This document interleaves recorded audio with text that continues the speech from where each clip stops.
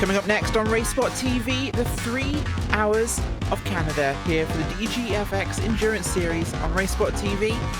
This is the end of the season we've been waiting for, and it comes down to this race. Join us soon.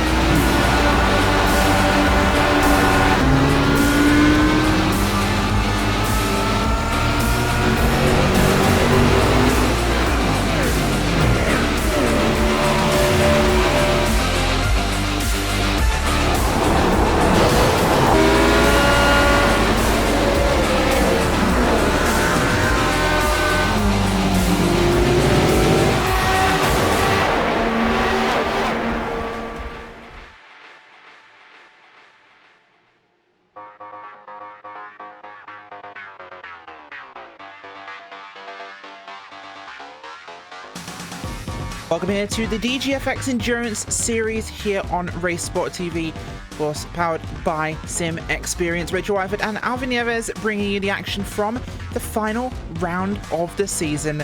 And Alvin, it comes down to this one for one class, the prototype field. If you think about it, Rachel, you know, we've been through so many places. We started at Interlagos, then went through the Nordschleife, Suzuka, and then last round at Spa. This last round, 3 hours. Both of them, Titan points, Fusion Racing, Simatalk Esport. Who's got it? That is the big question in here today. It certainly is. Fusion Racing and Simatalk Esport. Things, of course, in the other classes are fairly quiet. We'll have a quick look at GT, of course, first up. As it stands, Black Arrow Motorsports there, 95 points. TNT Gold in second place with Hammerdown Racing GT3 in third. Tied for third with AOD Racing GT with 49 Motorsports and Graphite Racing, so that could be interesting to see what happens for second, third and fourth in that field. Very close for the third spot. We look at GTC next. German SimRacing.de's 255 car there at 117 points, pretty much wrapped up. SimRC Strawberry in second place with Blackadder in third, German Sim Racing's 256 in fourth, and Road Bar Stewart's Blue in fifth. Looking up to your prototype field, Darwin, this is where it's really interesting. Fusion and Simatalk tied for first place on 101 points. This will be the fight we really pay attention to, but there's an outside chance for Samba Racing Team to come in with this one and make something happen here. This could be amazing. It certainly is, Rachel. You know, when we think of how this championship has been going, not only in the prototype field but also in the GT class, there's still some chance there for TNT Racing Gold to win this championship. However, if they want to win this championship, they have to do the race of their life and hope that Blackadder Motorsports runs into some trouble. But as things have looked so far, I don't think that will be the case there in the GTC class, though. SimRC, German SimRacing.de, they got this championship wrapped up, so this should be just a race of going to the top 3. Just remembering, you get the top 3 in this series, you get an automatic entry onto the next season. You're certainly doing that, something they'll all be aiming for. As qualifying is done, we'll go through your field. Pole position is your first in points car in prototype Fusion Racing with a 108.306. Berlin Simsport in second place with Simatalk Esports in third. VAPX Racing Group Purple in fourth. German Sim Racing.de in fifth. Talk Freak Sunset with German Sim Racing, WR Racing, Team Vikings Molnier, Samba Racing Team, Unicorn Endurance in 11th. 4X and NAB Racing round out your prototype field. Alvin, how's the GT looking? In the GT field, we got in the pole position, the 007 of TNT Racing Gold with a 118.055. Second place, Hammered Out Racing GT3 with a 118.238. Third place and the championship leader in the GT class, the Blackadder Motorsports number 66. Fourth place, we got the Apex Racing Group GT Red. Fifth place, War Ducks GT. And sixth, the Team Vikings Mygar. Seventh place, the Roll Bastards White. 8th place, the 49 Motorsports Graphite Racing, and 9th place, and rounding out your top 10, the Blackadder Motorsports number 67. Rachel, what about the GTC class? Absolutely. G Motorsports on pole with a fantastic lap from them. 1 minute 20.498.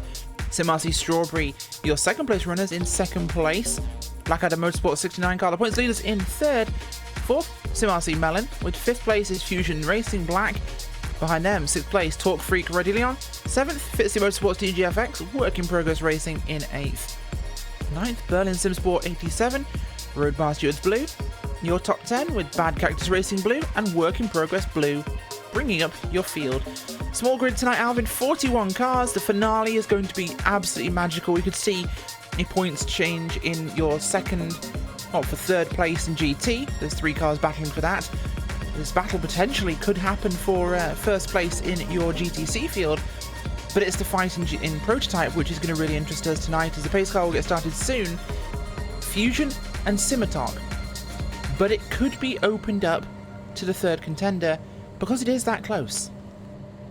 It is, Rachel, and when you think about it, it's only 7 points. What it's separating the top 3 in here. Yes, Fusion Racing and Simatalk Esport, they are tied in points, but that doesn't mean Samba Racing can just sneak in and perhaps win this championship. And we also have to remember, with how these races have been going, and they are really unpredictable, and we have seen during the season sometimes that they have become about a battle of patience, but nowadays it seems like a battle of survival. And when you consider this track, oh god, we are going to have a great battle, especially on this track.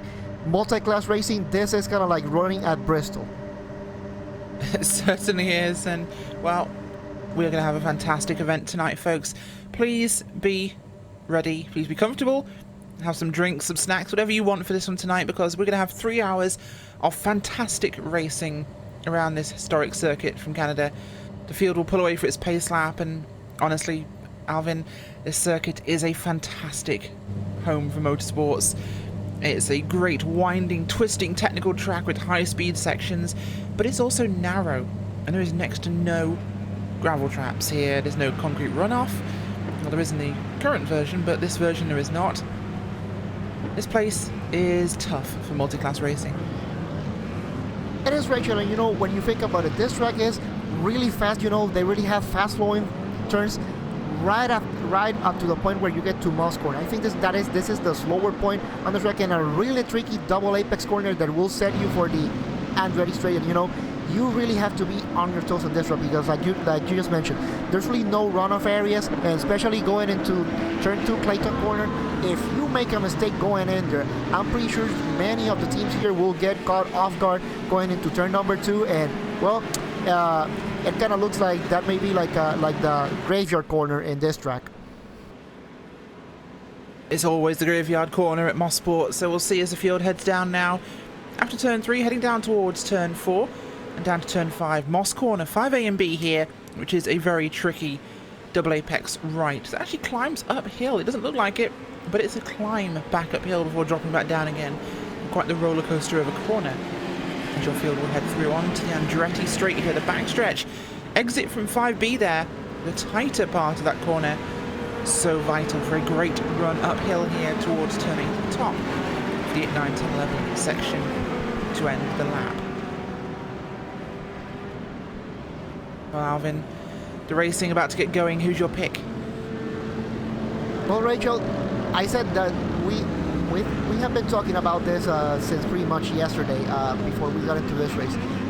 This battle in prototype class, it's gonna be fantastic. Top 3, Fusion Racing, Simatalk Esport, Samba, they still got a shot into this, but they do have to do the race of their lives and hope that Fusion Racing and Simatalk Esport perhaps run into some trouble if they want to win this championship. But judging by how things are going, I gotta put my money on Fusion Racing. Well, that's the call we're going for at this point in time. It's a great decision from you. I think the underdog might be something here, as the pace car will pull to pit road and we get ready to go green flag racing here at Mosport. The final round of the DGFX Endurance Championship is green. Prototype field heading across the start-finish line with a great start here by your field into turn 1. Single file pretty much immediately as your GT field comes through the final corner. With TNT Gold from the pole position will take the run as they also single file out, with the G Motorsports now leading them through turn 8. Huge gap there actually between the prototypes and the GTC cars. It's going to be lapping very, very quickly here, Alvin. Yeah, not even through turn 9. Yeah, and we got trouble here going into turn number 2, German Sim Racing number 152. I talk about a Clayton corner. Some we're gonna get caught off guard, and well, we got our first victim. We do, and they're in the midst of the GT traffic there. That'll be a fun one for them as the G Motorsports leads the GTC cars into that first corner. And the action is forwards now as they get themselves sorted. The two Sim RC cars next to each other in 3rd and 4th place. Torque Freak with De Leon behind them. Ahead of those two, a G and I believe Blackadder car in there as well. So Blackadder, the 69 car, made a big jump. We'll look back at your prototype cars as they come to complete lap number 1 here. It's Fusion, and it is Berlin Simsport with Simitok in 3rd. No change at the front. Your field moving forwards. Actually, Samba moving forwards already. Up 2 spots past Forex and Vikings. Down to your GT cars there, Alpha. What's going on? Yeah, I'm trying to follow up on the number 152. He's coming into the pit, so I guess I got some significant damage here to repair. You know, kind of an unfortunate start here, especially for a 3-hour race finale that we have here. But you know, good that it happened now. Get it repaired. Oh, problems, Alvin. Your leader, Fusion, racing with a huge error into Moss corner. We'll get you a replay of what just happened, but Fusion Racing went in hot. And it's so easy to do in this corner. They pushed wide onto the gravel. They held it out to the wall, but they lost 2, 3, 4 spots there.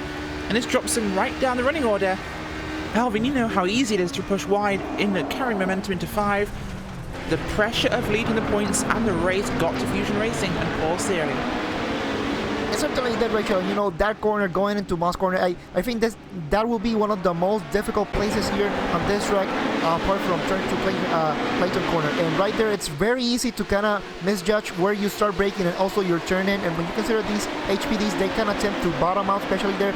Really difficult, but you know what? They're going to have to deal with that for 3 hours. Yeah, indeed, you saw a replay, of course, the 152's incident at the start of the race. But of course, you saw the incident, what happened, of course, just now with Fusion. Berlin Simsport leading the way now with Simitok Esports in 2nd. If the race finishes as it does, Alvin, Simitok Esport will take the championship, and that is huge for them. They know they need a safe race, but look who's behind them. Fusion recovering already up to the 3rd spot, and we're already catching the GTC cars. They started so far back. Now we're about to get eaten up, and the traffic ahead of this lone few stragglers at the back is very dense. There are a lot of GTC cars up there who are all going to have to be worked past by your leaders. It is, Rachel, and you know, from all the tracks that we have raced this season, I said that this was going to be the toughest when it comes to multi-class. This is the shortest track that we have in the season, and also the shortest lap if you kind of think about it. So you put all these cars, 41 cars today, into this track, multi-class racing. We knew that by lap 2 or 3, now we are into lap number 4, these HPDs were going to catch the GTC class, and now we're going to see the through introduction of multi-class racing here at Mosport. We certainly are, and the GT cars are racing themselves, or GTC cars are racing each other pretty hard there. Oh, car spun! It's one of the Sim RC machines. I believe it is Mellon. It was Mellon. Lost the back end in turn 3. Oh, they pushed wide on the exit. Got a wheel on the grass, and round you go. Another common place for an incident here on the track, but they spin themselves clear. As the replay shows you there, they spin themselves clear of the track and wait for traffic before re-entering. We expect, and they'll get themselves going once again. A lot of positions lost, but safely executed there, Alvin. Yeah, that's Rachel, and you know, that turn number 3 correct corner, it's kind of deceiving in a way because you want to carry as much speed as you can, but as you start exiting, it kind of start getting a little bit up and down, and you kind of get off camber, so it can get really tricky. certainly can get tricky. Your leaders are working their way through lots of GTC traffic. In fact, the leaders now for your GTC field coming up just ahead of them as they weave through the traffic. Berlin Simsport LMP piloted at the moment by Tobias Schultz, doing his best to keep ahead of the traffic. Simitok Esports and Julien Reblieu in second place, with Paul Seri in the third place for Fusion Racing. The Apex Racing Group Purple in fourth place with Germain Alfador. German Sim Racing with Gerrit Winter also coming up in fifth place as they filter through the traffic as well. Oh, yeah, whoa, Berlin went wide. Sorry, Berlin ran wide. This was, I believe, in turn number... Yes, it was turn 4 again. 3 even.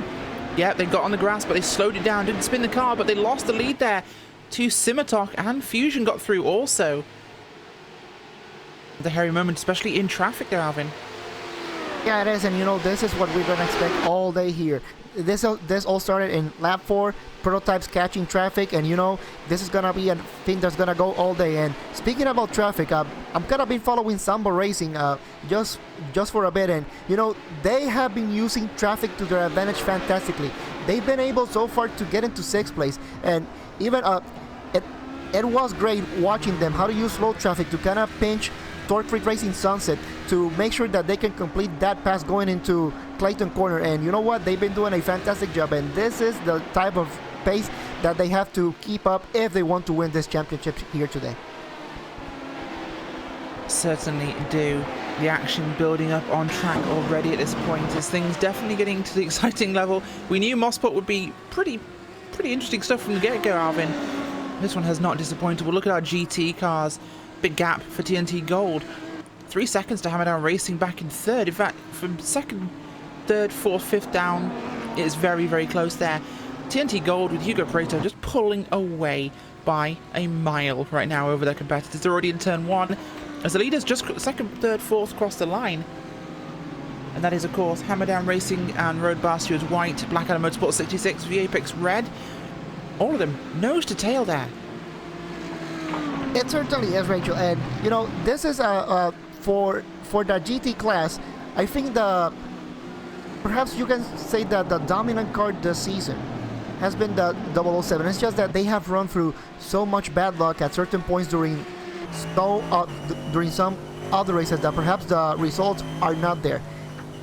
When it comes to the championship lead here, Black Adam Motorsports, yes, they only need to finish in P14 and they will clinch the championship. The way they are running now, P4, you know, they got no pressure. They don't have to win this race. They just gotta make sure that they are here. That as soon as they keep the car clean, it should be good, clean sailing all the way to the finish. Certainly should be for them as the race will continue here, of course. No caution flags yet. German Sim Racing 152, they're down a lap already. Scored last in the prototype field. And look at some of your back runners in prototype. We've got Vikings Momnia on pit road. That's interesting for them. We're not sure why they came in here, of course, but Martin Telgaard was behind the wheel of that car. We'll find out why they pitted in just a second. I'm not sure what happened for them, but they dove into pit lane there. They drove in, so under their own power. I'm not sure if we actually have a replay of what happened there. We'll get back to that later, of course. But looking at the rest of the action on track. Torque Freak, there is Nab. Nab actually catching Torque Freak 4X right now. And WR Racing just ahead of them. Towards a very point of your field. There are more traffic now. GT3 traffic for your leaders. Simitok leads the way, slicing through the back of the GT field here, Alvin.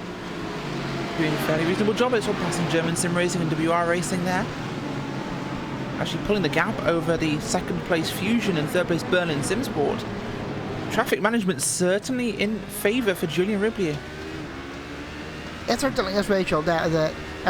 Once they went through that GTC traffic, perhaps I will say that will be kind of like the hardest because they are the slowest, but also these GTC cars, they need all the track because they really don't have the downforce that the GT cars have. So perhaps with the GT they can play a little bit nicer. Now, talking about the Team Vikings Monio car. Mistake. Sorry. Just going to quick look back. Actually, your second place GT field was Hammer Down Racing GT3, but they just made an error coming out of turn 10, the final corner.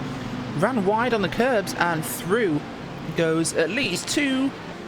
Yeah, well, no, for now it just goes Blackadder 66 car gets through. Behind them, VFX Red and War Dogs will have to hold position, but they nearly made a move through there. Big mistake there made by the hammer down Audi. But the car is still in one piece, they're still collecting it, they can make up for this mistake, but the action here really boiling up as TNT Gold absolutely plowing away. 5 seconds gap now. Hugo Preto down at turn 5, second place, they're only at turn 4. Gap is just widening ever more here. It really does look like that, and you know, we have been talking about the multi-class interaction here and the patience, but I think this is gonna be today more about survival and trying to keep your head straight down here, trying to be as concentrated as possible. And the point that I was trying to make after we saw the Hammer Dart Racing being in an incident and coming down in one piece, unfortunately that wasn't the case for the Team Vikings Monier number 73 HPDS. Coming out of turn number 2, they catch the outside curb and, well, they hit the wall. So that's why they are into the pits and looks like they're going to be in here for a while. That would certainly do it as they're under repair already for Team Vikings Monier.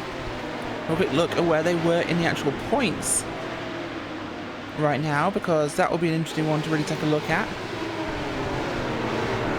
If I have a look at the prototype points, Team Vikings Monier were in 4th. That could really hurt them. German Sim Races 151 and Torque Freak could pass them in points here, so they have to get that car back out on track and compete. They were in a solid 4th. They are, Rachel, but you know, as tight as the championship standings are here in the HPD class, it may be kind of like almost game over for them in terms of trying to get to that top 3 in the championship standings. And judging by how things have been going in this prototype class with Sematok Esports, Fusion Racing, and Samba Racing, you know, it's gonna be really difficult to kind of get some points and trying to get into that top 3. But you know, in the spirit of endurance, just get out there and do the best you can.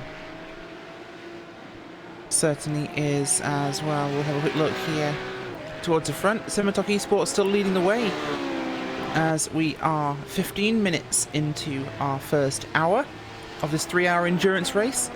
And the gap widening now, 3 seconds to Berlin Simsport, who are dealing with GT3 traffic. Getting past Hugo Preto's TNT Racing Gold car.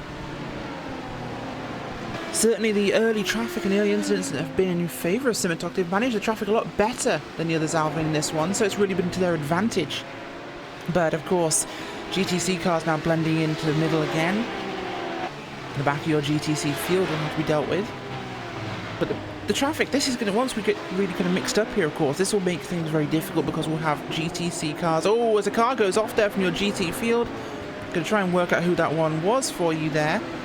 Someone took a little trick, and that's Team Vikings Midgard. More trouble for the Vikings there in turn 2, and they got the barriers. They couldn't turn in time. Oh, the Vikings saw a prototype coming up behind them, got distracted, got on the grass, and went into the inside tires. Oh, big hit for the Vikings. As replay up on your screens, Team Vikings Midgard slamming side on into that tire barrier there on the outside of 2. It's a destination we see a lot of cars buried in, Alvin, and well, the Vikings are not really having their day. They certainly this really doesn't look like it's a day for that for Team Vikings overall. You know, both cars already into trouble. Turn number 2, but this is what we talk about this race.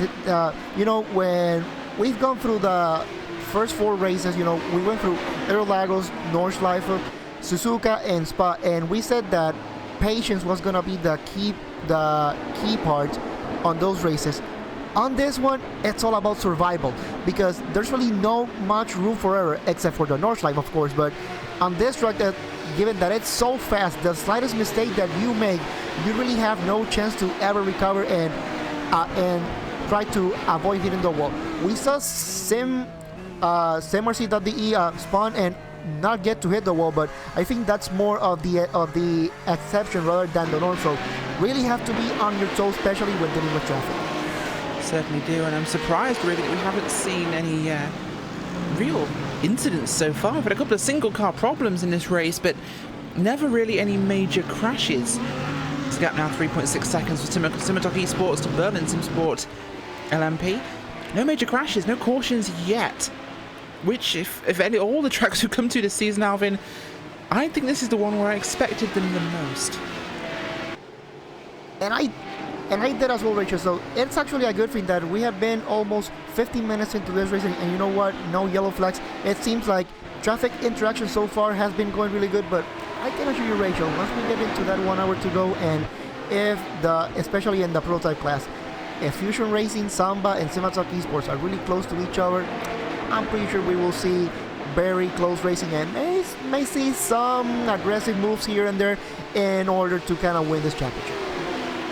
Absolutely. Race Control actually sending the message out there of 3 wide is not smart and could result in contact. I think that's probably the most obvious statement I've ever heard from Ossport, where 3 wide is basically going to end in tears. Oh, nearly a huge move there on what was your GT leader. That was very risky. That was Nab Racing going into turn 2 there. Nab Racing with a huge dive bomb up the inside of Hugo Preto's TNT Gold car, forcing him to take a wide line and nearly running off turn 2 like the Vikings car did the lap before. That has got to be a warning from Race Control at the very least. And you know, Rachel, this is something that we're gonna see all day, especially from this prototype class. The speed that they can carry through these corners, it's so high that sometimes, you know, you can just go flat out through pretty much all this track, except for turn number 2, turn 3, you know. But then you can pretty much go flat out on this track if you're on an HPD, and sometimes you also have to respect your lower classes as well, because, you know, it's not like they have the same capabilities. Just the GT3, you know, the GT class, they do have some downforce in comparison to the GTC, but not on the same level on the prototype. So, you know, they really have to take it. As I see here, I'm seeing that number 59 also running into trouble again, so gotta have a look at here exactly what happened. And was coming into turn number 4, and it looks like going through traffic, may have gotten a little bit too wide, a little bit of a tank slapper, and into the wall. So Rachel, here we go, big championship implications in your prototype class right there. Certainly are problems there for the 59 car, as they'll have to get that one sorted out. But we'll have a quick look at your progress so far. Leaders breaking away in all 3 classes so far. TNT Gold, Simatalk Esports, and the 69 car from Blackadder Motorsports. G Motorsports, your pole sitters aren't too far away, but they are far enough back here, Alvin, that our 3 class leaders are in their own game. Simarcy Strawberry holding behind them in 2nd place. This will be important for them to catch up, but the traffic blending in again. Lots of prototypes filtering through. Everyone has to learn a lot of respect at a track like this, especially when you're racing people in other cars racing each other as well. So we end up with these great big clusters of traffic all around as people try to find ways through, as G Motorsports there nearly making a hole in the back of a prototype, which is the first time I've seen it go that way around.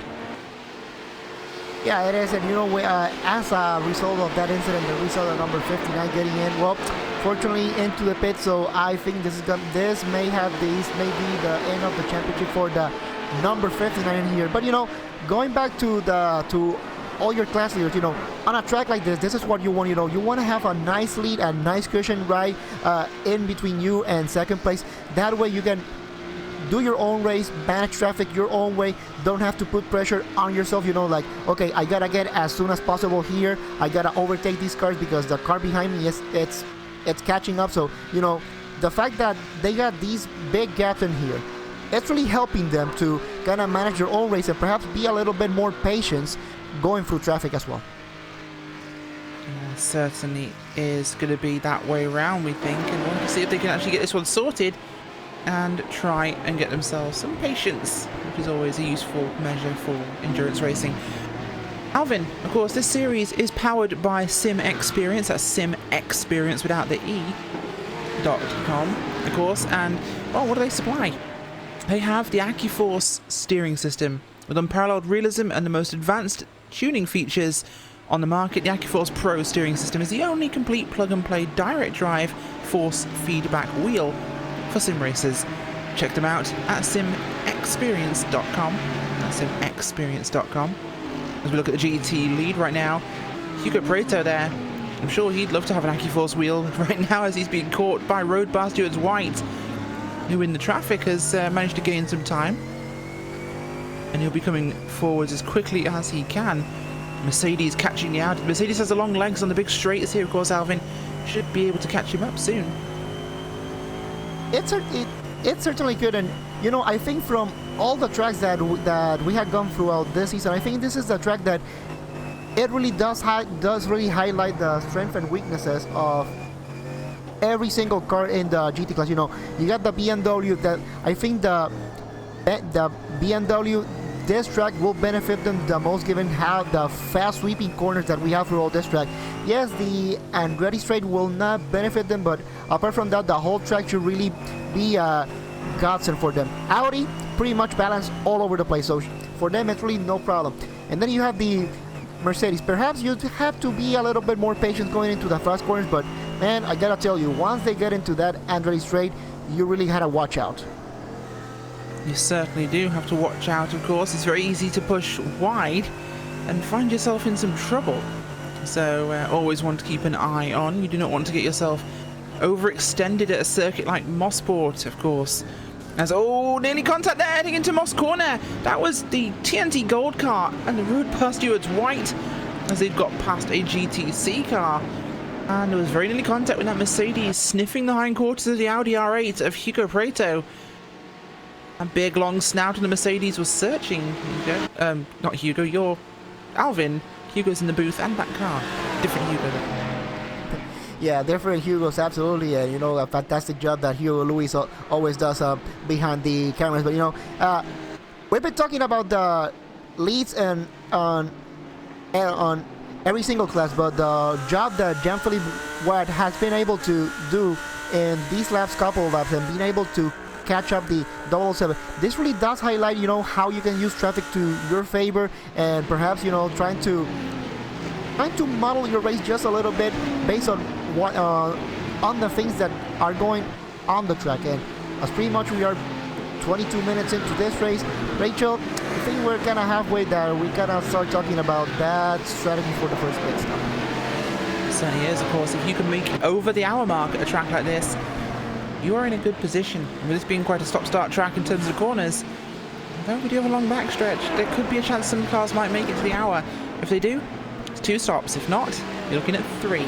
So those teams will be looking at maximising the time they can in terms of actually a fuel run here and seeing what they can achieve with that. And that's going to be a very tricky situation for them, of course, as these cars want to try and achieve something. I mean, all of them limited to about 75%, I believe, especially for the GT field. They're not making the hour. So we're looking at a guaranteed 3 stops for your GT cars out there. Yeah, it is, and you know, this is one of the distinctive things that we have in this series. You know, we pretty much have what is the GT and the GCC cars. Their fuel tanks are truncated, so that they really have to think about strategy and that 3-stopper. HPDs, we all know that they will not make it into the hour, especially on a track like this, which is pretty much all the time flat out. There's really no chance for them to save fuel. Let's have a quick look at what we're seeing on screen now, and that is Work in Progress Blue, currently racing with the 77 behind them of Fitzy Motorsports, as they're being swamped, shall we say, by a lot of GT3 or GT and prototype traffic. So they're trying to hold their own fight, but at the same time having to yield to the faster cars, all streaming past them, an intimidating position to be in, Alvin, as more of those cars will try and find their way through, going around the outside, the inside, duking and diving. A very busy racetrack right now. Yeah, indeed, inside, outside, excuse me, coming through. That's pretty much the motto here for the prototypes and the GT cars. But I have to say, you know, this is the type of interaction that I really like to see. You know, these far slower cars, and also how the drivers try to communicate with each other without actually saying a word. Because, well, as you know, you are pretty much inside the car, and there's really no much communication rather than pretty much you and your team manager. And you know, trying to have that communication, and it's pretty much the only 2 things that you have are pretty much the brake pedal and your headlights. That's it. That's certainly the case in this position, as they're doing their best to try and get involved in this fight. There's another one of the work in progress cars, the Red Machine, working their way up behind the Fitzy Motorsports car, so it's a bit of a work in progress sandwich. We might see some results then with this much work in progress. Oh, we have a driver warning for the 59 car. Aggressive driving And that's a drive-through for the 59. No, it's been assigned to the 58 car. That's unusual. Okay, so it's a warning, right, for the 59 car. 58 gets the penalty, so Fusion Racing in your prototype field with a warning, and Fusion Racing Black with a penalty. So their GTC entry there having a drive-through penalty for causing a collision. So on top of the damage they're sporting, that's going to be a real boon to their race.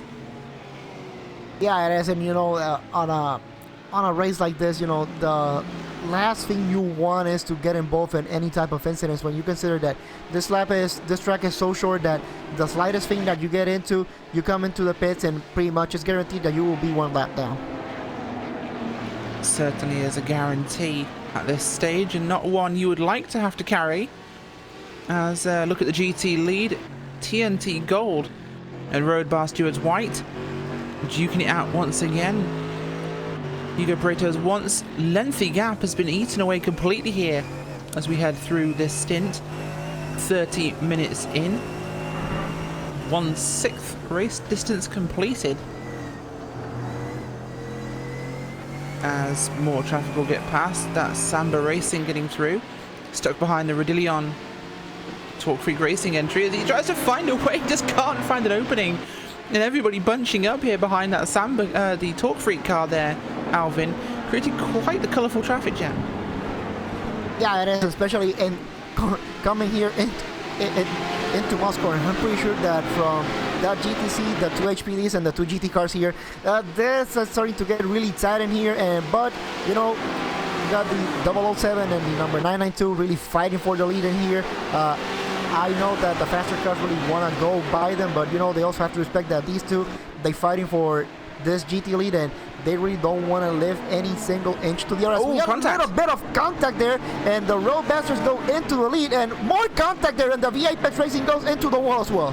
Oh, they do indeed. We're going to replay what happened there, but there was some nudging and some door opening happened as Road Bar Stewards may have to give that position back there as Rodillion made contact with the WR prototype. Not a good time, Alvin. Yeah, there's a little bit more contact there coming into turn number 2 between the Roadmasters and the Torque Freak Racing very young. And oh no, this is I'm pretty sure that we're gonna have a look here from race control because things are starting to get a little bit scrappy in here as well. That was a big problem there we saw, and that's one we'll have to try and analyze. But well, the problem started earlier on and it carried on there as the prototype tried to get through there, Alvin. Torque Freak Rodillion drifted out to try and give them room and made contact there with Road Bar Stewards. They spin round. Pareto managed to just avoid that one rather luckily, so he'll lose the lead to, I believe, the BMW there. I also noticed a Mercedes of VAPEX Red, but they're directly back under attack by Hugo Pareto there. This one has been very, very, very interesting. Yeah, it is, and you know that these two are really starting to battle really hard. You know, they are starting to really go back and forth, especially in this lap. Hugo Pareto has been having a couple of looks here and there, some contact here and there. They have managed to keep it work, but you know, on a race like this, being 3 hours, I don't think they can keep that pace going at this point. You know, they really have to settle down just a little bit. Perhaps leave it down for the last 45 minutes because, well, 3 hours, and the last thing you want to do is gonna get the car out of the race. Absolutely, you do not want the car out of the race this early on, and a lot of cars appear to be trying, Alvin, as this traffic becoming very problematic now. As we have GTC, GT, and Prototype all blended together here. It was going to happen eventually, and it has happened here as, well, down the running order, Fusion Racing's dropped to the back. They're down a lap. Not good for Fusion Racing.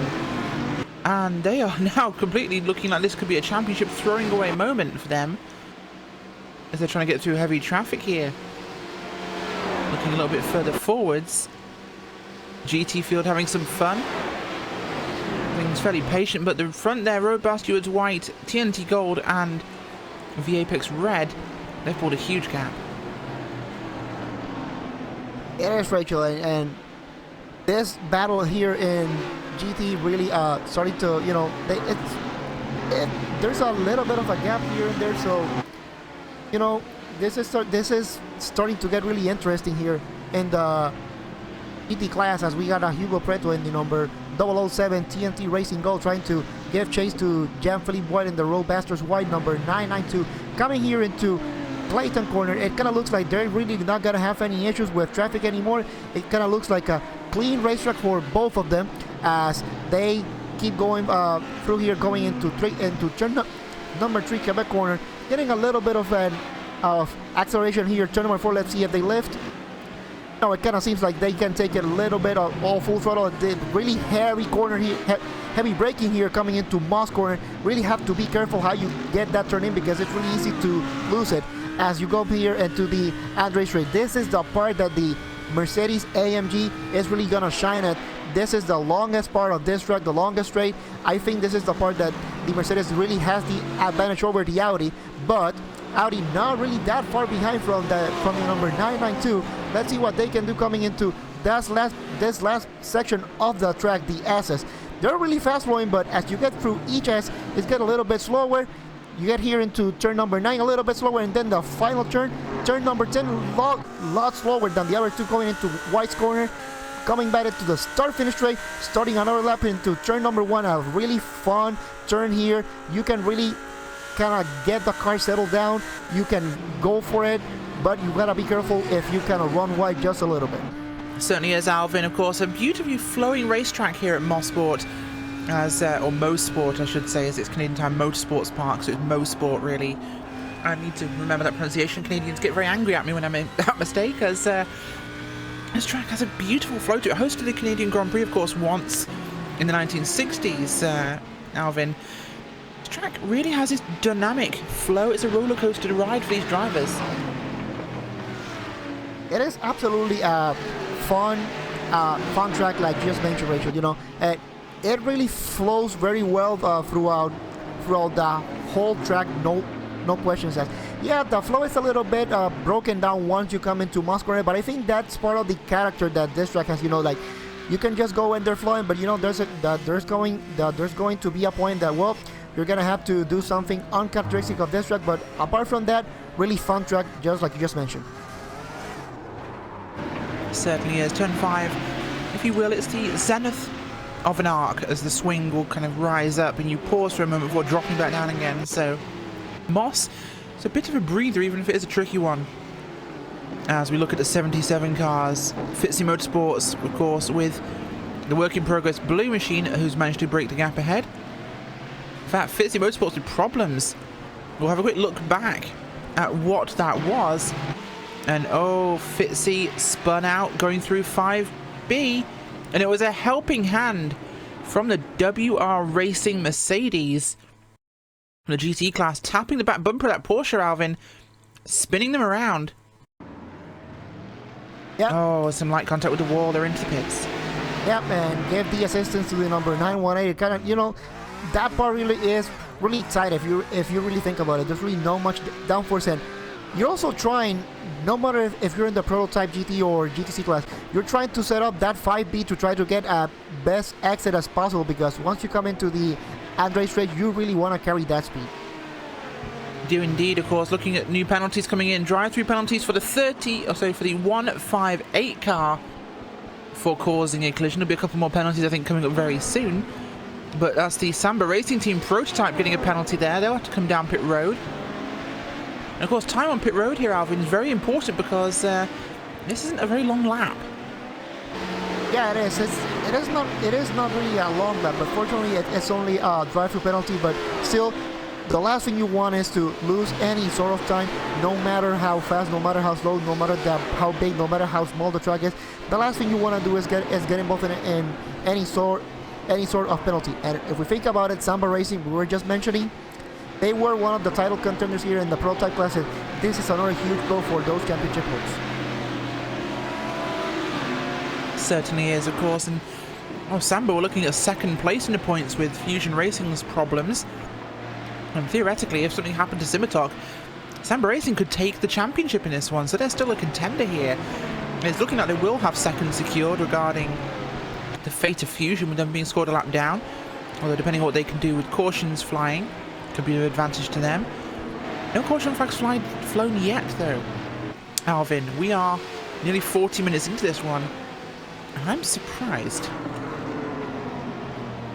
It is, Rachel, and you know, that's actually a good thing. You know, I think we saw this exact race turn out in Suzuka. You know, pretty much the whole race came up, no caution flags, up to the last 45-30 minutes of the race. So how things are going, you know, they may seem a little bit on the aggressive side, so for some of the drivers, but regardless, it looks like everybody is still able to keep the car on track. If you got some damage, yeah, it kind of looks like everybody has been able to make it into the pits, do some repairs.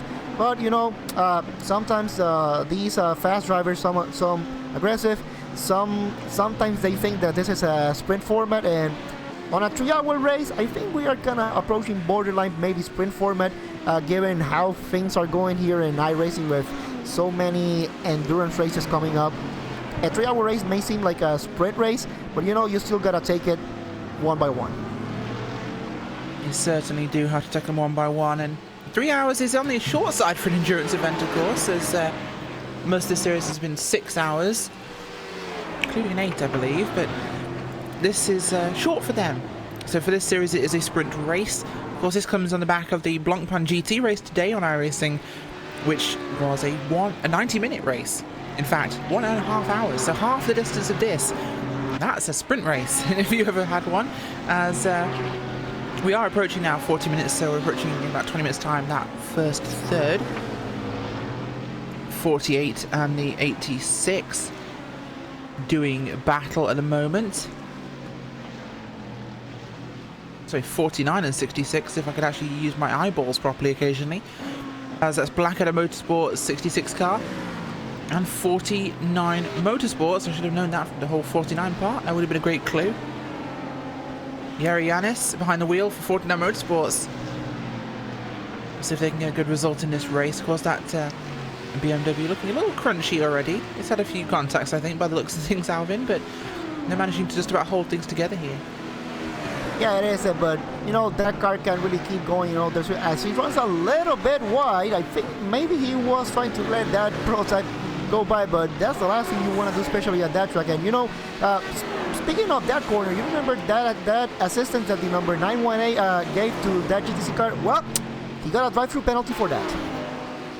He certainly did. There you go. The 818, or 918, sorry, getting a penalty. That's WR Racing B on pit road now for their service. And unfortunately, the Canadians at their home track not going to have the race they would have liked, so they're driving back out onto the track now. Lost positions. They're now last car in the GT field as the leaders will come past to lap them. Oh, nearly contact there. There was contact with Prato and Road Bar Stewart's white car. As Road Bar Stewart's truck got very close to Prato, actually hit Prato and sent themselves sideways, Alvin. So Road Bar Stewart's getting very hectic here.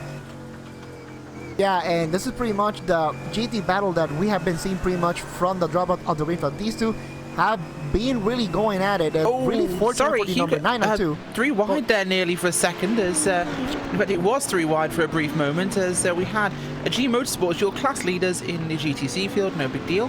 WR Racing laps down on one side and WR Racing's prototype on the other. So the Canadians going a bit crazy in this one. Yeah, well, you know, I think, Rachel, that's called home field advantage. Yes, race control said that sometimes going 3 wide may lead into contact, but hey, we're gonna tell that to the homeboys. They know this track like the back of their hand, so they know where they can go 3 wide. Come on.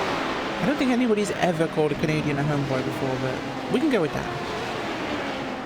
The 151 now, we're gonna have a quick look at German Sim Racing along with Torque Freak Sunset, who were very strong in the early part of this season here, of course. There's Samba Racing behind them. Torque Freak very successful in the early going of this season, but just dropped back in performance throughout the season so far, Alvin. They're looking at trying to fight their way back up here now to a 4th place spot, as they both went round to G Motorsports again. That's the second time they've been in the middle 3 wide. The poor little Porsche. They'll come up now on GT cars, heading towards turn number 3. Torque Freak Sunset's going to dive in for a shallow entry. The traffic behind him held up. Advantageous moment to get through on the traffic. Yeah, it is, and you know, traffic here is all, and especially if you're the faster car, how you manage that traffic. This is all about how you actually get to do it. If you really know how to do it, and if you're in a battle, and if you know how to use that slower traffic to your advantage, I've seen this work out many times. I think I saw it early in the race with Samba Racing using one of the lower classes as a pick to overtake the number 181, and it worked fantastic for them. And going, you know, coming here through this and ready straight, you know, really going really fast, and Samba Racing gets a little bit hung up this the Hammer Down Racing GT3. But now gets able to overtake it, no problem. But you know, this is the part of multi-class racing. You know, sometimes you lose time. Yes, you will gain it back sometimes, but you know, sometimes in the desperation of trying to not lose any time, people may try some silly moves in here. Silly moves in a multi-class race? I don't think I never see that one, Alvin, but this traffic will get past Hugo Prieto there, who is currently scored in second place in your GT field with Road Bar Stewards white behind them. VAPX red up ahead, just stretching those legs. Mercedes are certainly proving to be the faster cars at the moment on this circuit. Something I found last time I raced a Mercedes around here, Alvin, the car, it just handles the fast-flowing corners a little better than the Audi. It is, Rachel, and that is really surprising for a car that's that big. Talking about the AMG, of course, you know, being that big and having that V8 right there, you know, you would expect that the main advantage of the car here will be the straights, but these GT3 cars, they really have some decent levels of downforce that you can still use to your advantage. And you know, I've seen, yeah, like you just mentioned, some drivers here in the GT class, especially on that Mercedes, if you really know how to set up that car to take those fast-flowing corners, because I think that's kind of like the weakest link of this car here. As contact here, Samba Racing and German Sim Racing, the DM, lots of carnage here in turn number 1. This will be a caution. I'm thinking we'll get a caution here, as huge contact. Caution is out, and Samba went up the inside of German Sim Racing, turned them around. We'll get a replay for you now and show you what just happened there as replay is up. Samba Racing up the inside of German Sim Racing, who did turn down, turns them around, collects the Sim RC Melon and NAB racing machines there in a pile of prototypes as Samba gets pushed sideways across the track. Oh, major carnage, and our first caution of the night. Yeah, really unfortunate. And you know, you think about it, one of the main storylines here was the battle for that prototype championship between Simatalk Esport, Fusion Racing, and Samba Racing, and we already have 2 of them. I think it's just been decided. Get caught into trouble, so perhaps this is championship over. Perhaps early in the race, congratulations to Simatalk Esports. Of course, there's still plenty of racing to go, okay? Simatalk Esports may still get into trouble, who knows? But this caution flag, I think it really benefits everybody here, because I think we were getting close into that window that everybody had to come into the pit. So I think I wouldn't be surprised if by the next time they come past the start-finish straight, everybody will be coming into the pits. Here's a fun one for you, Alvin. 30 points for a race win. And, well, the only car within 30 points of taking the championship, well, there was Fusion Racing and Simatalk. There was Samba Racing. There was Team Vikings Molnir. German Sim Racing's 151. Well, they're scored down in 6th. That's not close enough in terms of points they need. So, this is looking like if Simatalk can keep the car in one piece, they have a championship, which is a huge boost to them. You go into survival mode clearly at this point in time, as the car's being waved around the pace car to get people back up a lap. This actually brings Fusion Racing back onto the lead lap should they get waved around, and that could be a big advantage for them. But you know what this does? This neutralizes all of our gaps throughout the field. G Motorsports had a huge gap, Simatalk had a huge gap, 24 seconds. Now, well, now that's gone. Absolutely. And if you think about it, you know, you got Simatalk Esports, and you also have Blackadder Motorsports, which are the pretty much, as it stands right now, what they're looking to be the championship winners after this race. For the prototypes, it really started off a battle of who's the best. You know, you got 3 cars going into this race and trying to see who is the best. Now, for Simatalk Esports, it's just a matter of making sure that you are clean, that you don't get involved in any mistakes. Make sure that if you see something coming in front of you, patience. If somebody is happening behind you, patience. There's really no need to push it now. Just make sure that you can keep the car clean. You will be good to go. Blackadder Motorsports, they're pretty much from the drop out of the green flag. It's pretty much the same story. They really don't have to battle this race. They just gotta make sure that they make it to the finish line. Certainly is, of course, and well, we're going to see how this one will flow forwards, of course, and get the flow of the race back going again once this one is green flagged. But we have a couple of pit stops here as we actually are on the pit window, so this is perfect timing for a lot of these cars. We're at the pit window. This is exactly where they need to be, and I think nearly everybody will probably come in here, apart from perhaps our GTC cars. I think everybody will just come in right now because not only the GT cars have a limited fuel tank, also the GTC cars also have a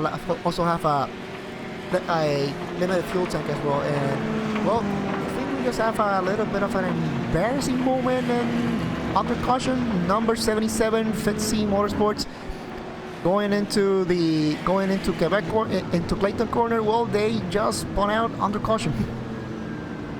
Whoops, that was a bit of a mistake to make, because unfortunately that sees them dropping back some spots there.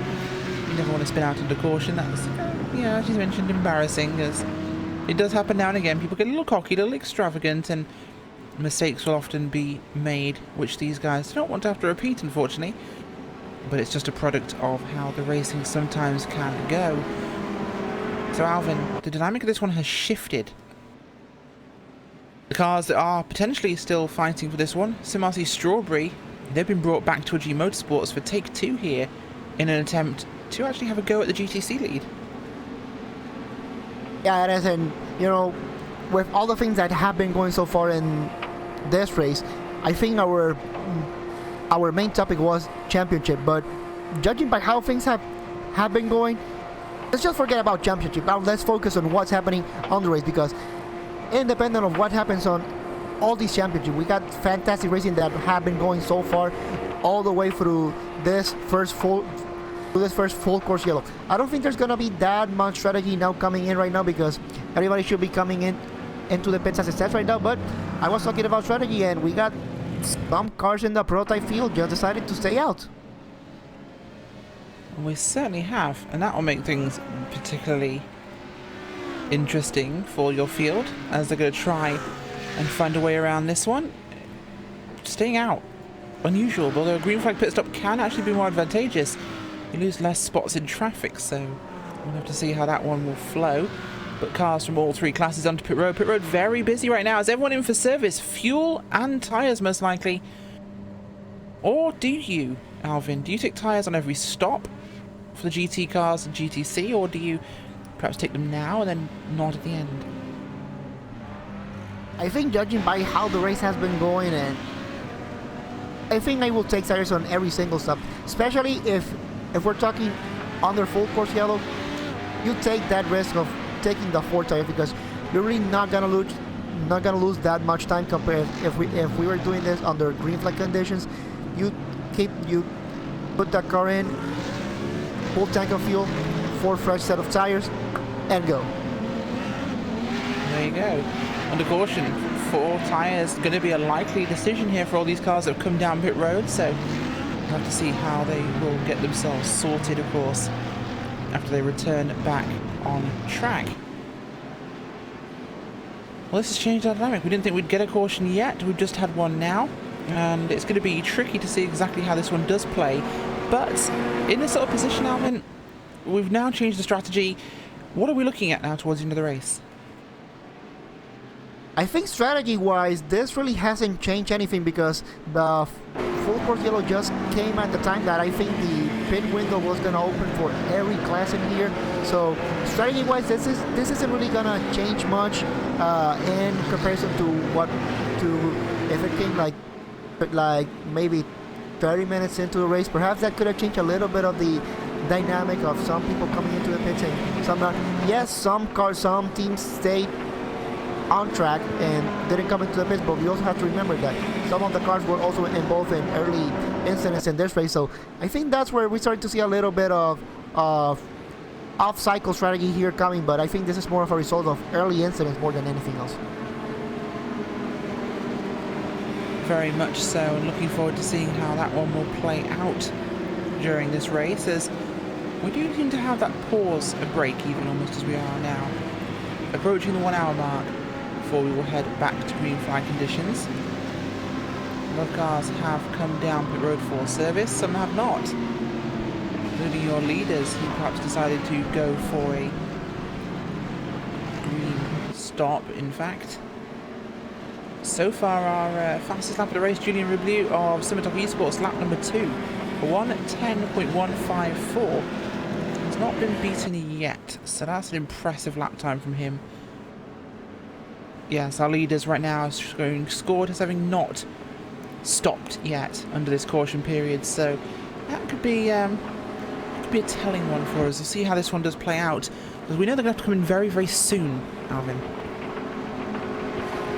Absolutely, Rachel. You know, they're pretty much gonna be around once they come back into green flag. They're gonna be around 39 laps around this track. So I'm really starting to question what is really the strategy that they're trying to get in here. Perhaps, you know, judging by how this race has been going so far, coming into the pits at the end whenever they can under green flag may not really actually be a bad thing. Hey, they may even do it right at the drop of the green flag. That way they just come into the pits, and once they come out, perhaps they will have a clean track. However, with everybody else coming into the pits already, trying to get through this traffic, it's gonna be really interesting. Certainly is, and we are still single file at this time, although I think the lights are off on the safety car. Yes, it is. It is. So this time the safety car will pull in and we will restart here, single file. The DGFX Endurance Championship, the finale here at Mosport in Canada. Safety car will take that dive towards pit road. It does. Fielded the command of Simatoc Esports. Talk Freak Sunset second. Unicorn Endurance third. The no stoppers, including WR Racing, in second, third and fourth. This could make things very interesting. It is, Rachel. It kind of looks like a good start here by the number 707. Trying to get a good run here from the number 181, but the number 181 is really not giving up, coming into turn number 3, really right behind them. I think, Rachel, number 181 really wants to go for this lead. He does indeed. That's Talk Freak Sunset, one of the faster cars at the start of the season. Hasn't really had the luck since then, but they are now hounding the back of Simatoc Esports. Jake Robinson behind the wheel of the Sunset machine there, as he goes after your leader, along with Fusion Racing, who are still scored a lap down, but they're sitting in the 3rd spot. So they can actually get past your leader and the caution flies. They get themselves back on the lead lap here. They could, Rachel, and you know, this is why I said that this championship is really not over. But you know, we have seen so far that for the number 59 and for the number 158, they have shown that they have, you know, being involved in incidents so early in this race. I think this really kind of puts them all but out of the championship picture. And for the 707, it's really more about patience, you know, trying to keep the car on track, not being involved in any mistakes. I think as the number 181 starts to put pressure on the number 707, I think that 707 is really not gonna fight it. They're just gonna let it go. They just need to finish this race. Yeah, they do indeed need to finish the race. And we'll look down at your GT class. German Sim Racing's 305, sorry. Sweet Spot Racing and Fortune Motorsports there battling for position in the 1st, 2nd and 3rd spots. Pitting has really shaken up this field at the moment, Alvin. TNT Gold and VFX Red, they did pit under this cycle. They're down the order somewhat. So a lot of no pitters out front. Still have to come in very shortly. In fact, a lot of your leaders in the GT field pitted. Leaders in the GTC and Prototype did not. But everyone but the G Motorsports came in at the front, so that's an interesting one there. So the G Motorsports just stayed out. 2nd, 3rd, 4th did pit. So very mixed strategies at this stage. It is, Rachel, and You know, really interesting strategy by the number 305 German Sim Racing.de. They didn't come into the pits, but trying to look at where second place is right now. Second place is Sweet Spot Racing, which they came into the pits somewhere in the middle of this race. So trying to keep an eye of where TNT Racing Go. So TNT Racing Go came into the pits during this caution, and right now they are 10 seconds behind German Sim Racing DE number 305.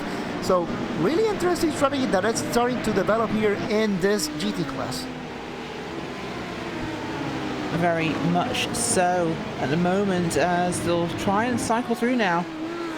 A lot of traffic blended in together now. Faster cars and slower cars in the same classes are having to deal with the fact that they are now on different pit cycles. It's definitely made this one a bit more interesting to handle. 4X HPD on pit road in their service, as is one of the German sim racing cars. Team Vikings Melania are out back on track, 9 laps down. Samba Racing Team are still, no, they're back on track as well, 3 laps down now, so trying to salvage whatever they can at the moment with a very damaged prototype. German Sim Racing 305 still leading in your GT cars. Good gap for that Audi R8 over second place Sweet Spot Racing. And 49 Motorsports, who are on top of each other here.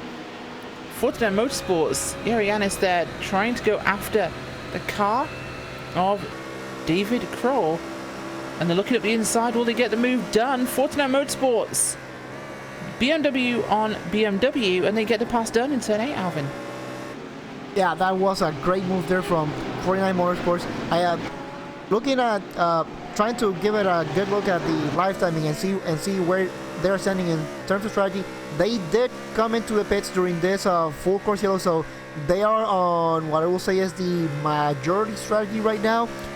So kind of interesting to see how this strategy starts to work out, because if you think about once this whole thing cycles through, 49 Motorsports effectively will be in the lead. So how German Sim Racing.de tries to play this strategy here for this race, I think this is something that we should keep an eye on. Certainly looks like something worth paying attention to, of course, as they're going to do their best to try and keep their heads on. 49 Motorsports, a lot of damage on the front end of that BMW there, so great news that they managed to push this far ahead and get past other cars. They're running in second place at the moment, although V8 Red catching up now as they'll go 3 wide on the Andretti straightaway there. The 57 car 3 wide with Berlin SimSport and one of the work in progress racing cars. Work in progress Red there. Oh, contact, and off they go. Likely to get a caution here as 2 cars involved, 3 cars spinning on the backstretch as big contact again. Caution flag will fly, and this is a disaster as the 3 wide did not work. They were 2 wide there. We're going to replay for you.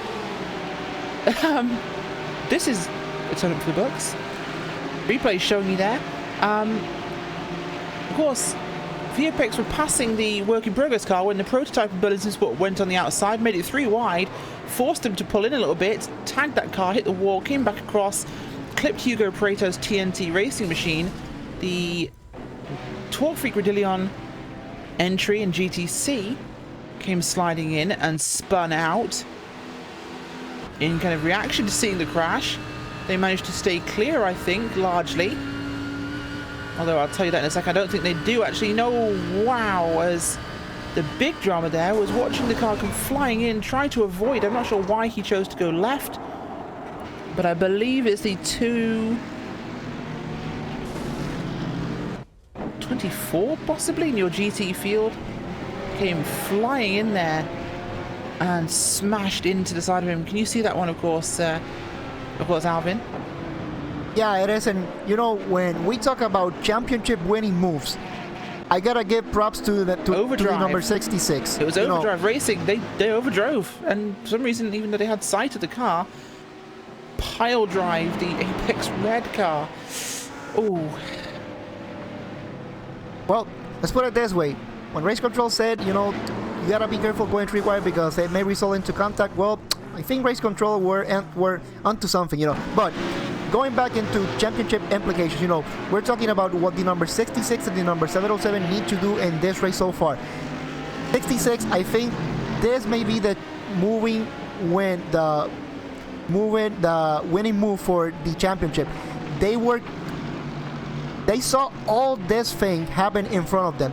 They were able to just slow down, make sure that they didn't make contact with anybody, go around the whole incident scot-free. So 66 did the job that they needed to do. I think they are sitting well here for this championship, Rachel. I think they are indeed, and well, we have to feel for TNT Racing Gold and DGFX Red, who are both in great positions there to fight for good points in this one, in fact, championship for TNT Gold, potentially. They're within points striking range. But this one has been a complete disaster for those cars. DGFX Red and them, of course, in severe damage. Torfreak Rodillion, we think they got away with that one largely, although they were scored 13 laps down already after an earlier incident.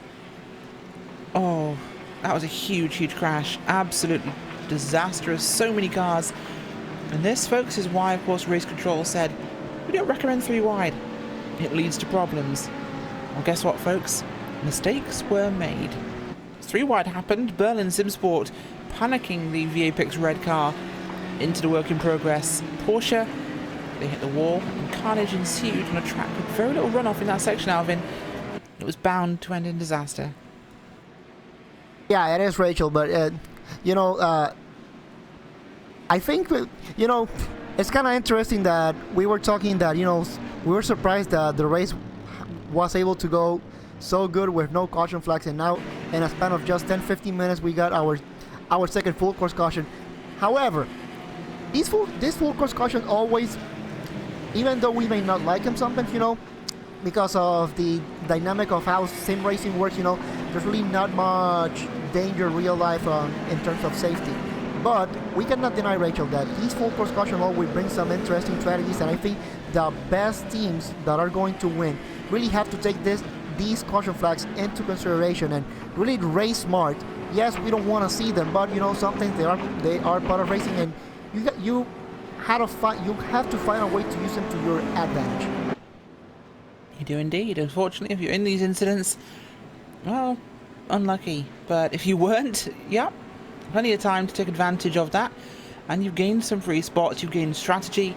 Those that did not pit on the first caution might well do on this one, so that's going to shake things around, of course. And if you were close on fuel and you weren't planning to pit under caution, you might be a little bit screwed now, as we have gone past the hour mark.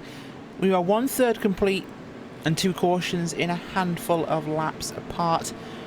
Alvin, this race is going to be dramatic from this point forwards, I think. It is, Rachel, and you know, it's really interesting. Sometimes we look at these endurance races and we kind of think about them, you know, being 3 hours long in the race of this event here today. But when these caution flags come in, it's really, in a way, kind of disrupts the whole endurance dynamic, and it starts breaking them into segments. And this is what we're seeing today. Some cars coming here into the pits right now. 1 hour 57 to go yet, and from what I've seen, the caution flag period has been extended. So, Rachel, these things really start getting interesting, because now we were talking about a 3-hour race. Now this has become a 2-hour race, and who knows that after some time we may see another caution flag, and hey, who knows that just like last round we may see a 45-minute sprint. Certainly is, and well, we don't want to have this one turn into a very short sprint race, but yeah, for a lot of these drivers, Alvin, we are looking at a 1-stop race now. 2 hours, or just under that. In fact, it's bordering on possibly actually being a 1-stop race here, as we are ducking under that hour bracket by about 10 minutes now. Lights on the pace car are still on as more traffic gets waved around. 6 cars left of our lead lap here.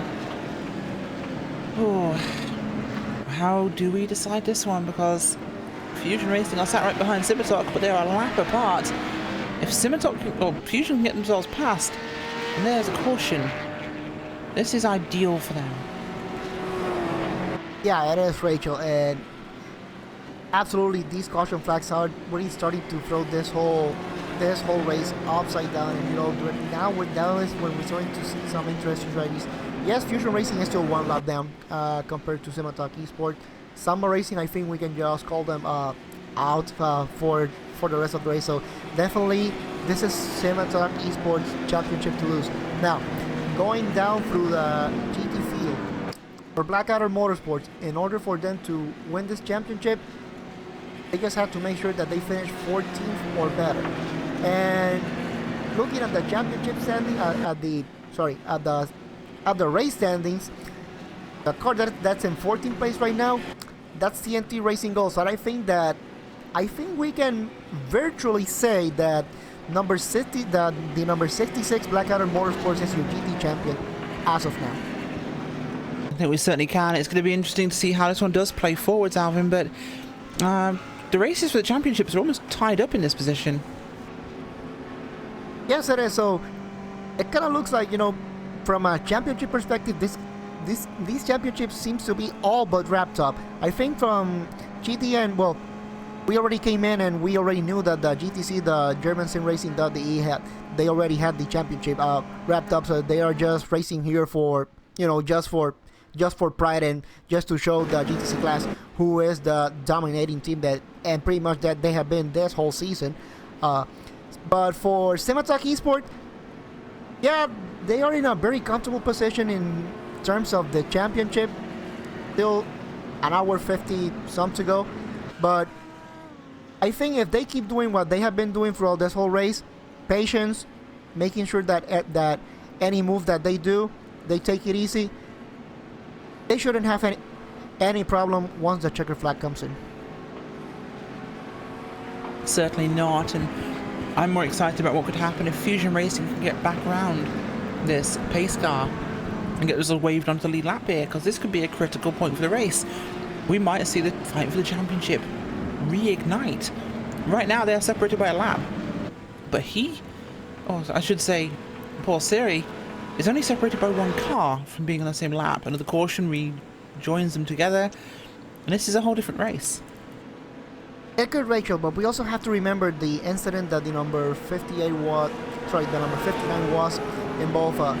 They did have to come into the pits because they got some damage, and Simatalk Esport has been running the clean race that they needed to run. So if it comes to the situation that the 59 is able to come around and be back on the lead lap, yeah, that is good news, but they're really gonna struggle because Simatalk Esports has a clean car, and Rachel, you and I know that these cars, they really dislike wrinkles on their bodywork. They certainly do. If cars could go for anti-aging commercials, they would love it. But the pace car will be pulling in soon, and we'll be getting back to green flag racing conditions. This time by Simatalk Esports. Green flag will fly.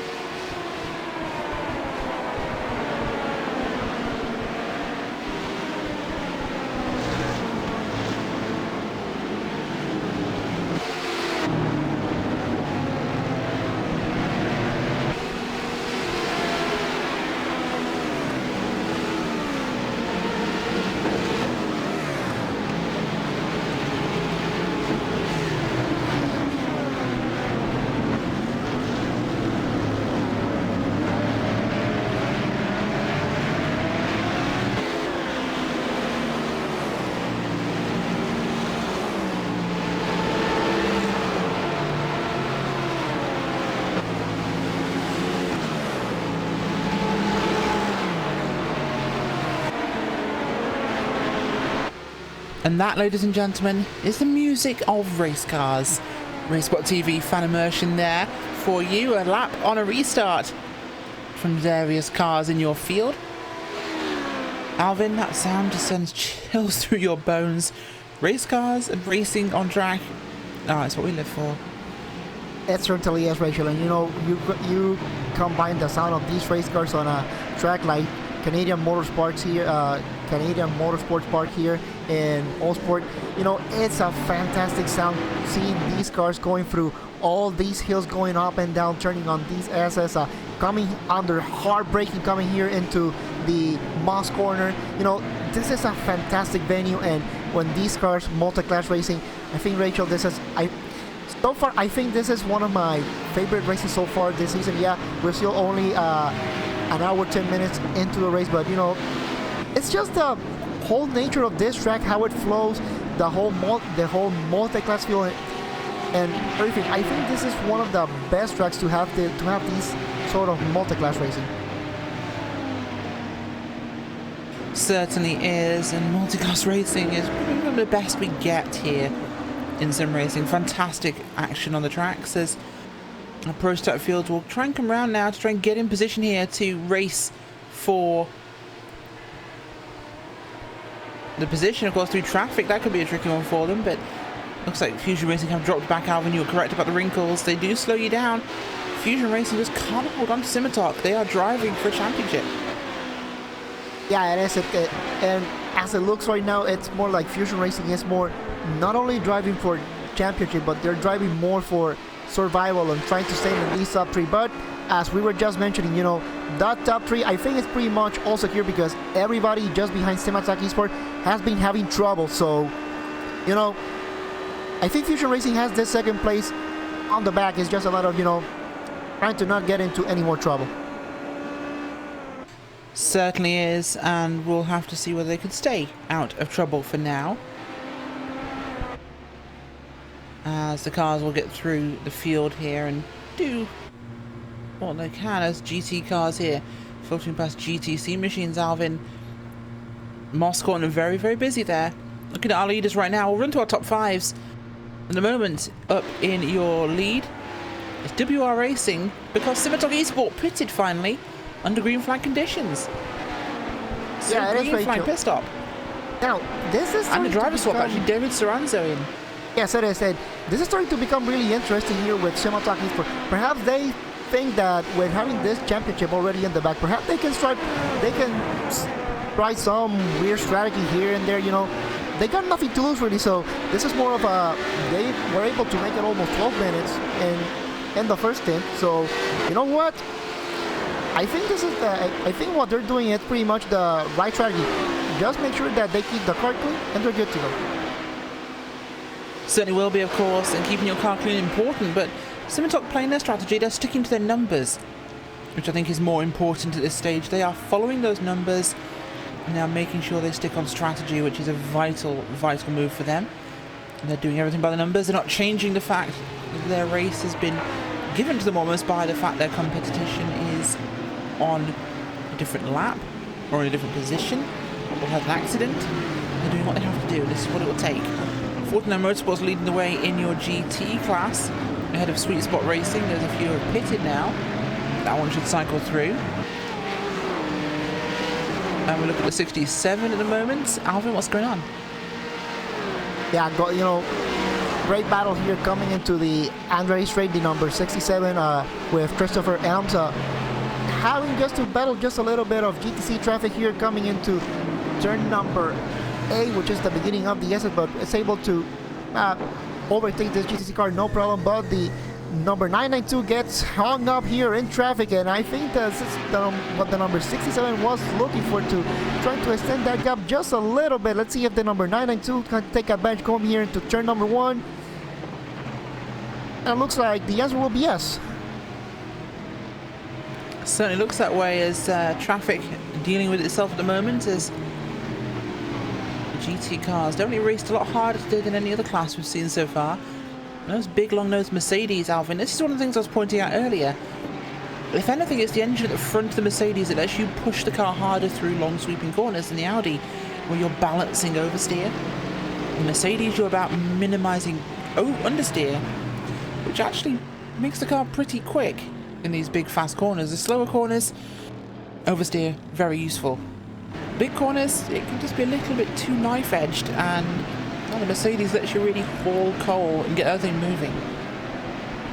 Absolutely. And if you think about it, main the main struggle for the Mercedes-AMG is really tire management. From all the cars that we have here in the GT class, this is the heaviest car that we have in, so tire management is pretty much the most important thing that you have to take in this car. Audi, like you just mentioned, yeah, and it's really balanced, and when it comes down to the slow corners, that mechanical grip of the Audi, it's absolutely fascinating. You know how well balanced that car is.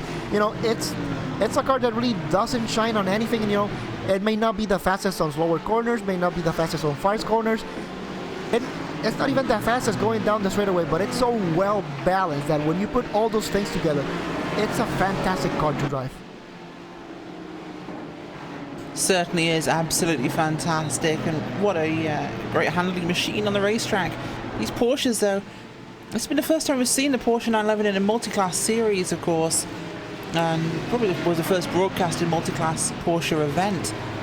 And what a car it's been for this sort of racing, Alvin. It's been truly a fantastic machine that's handled incredibly well, and we're really, really liking how this thing has fitted in.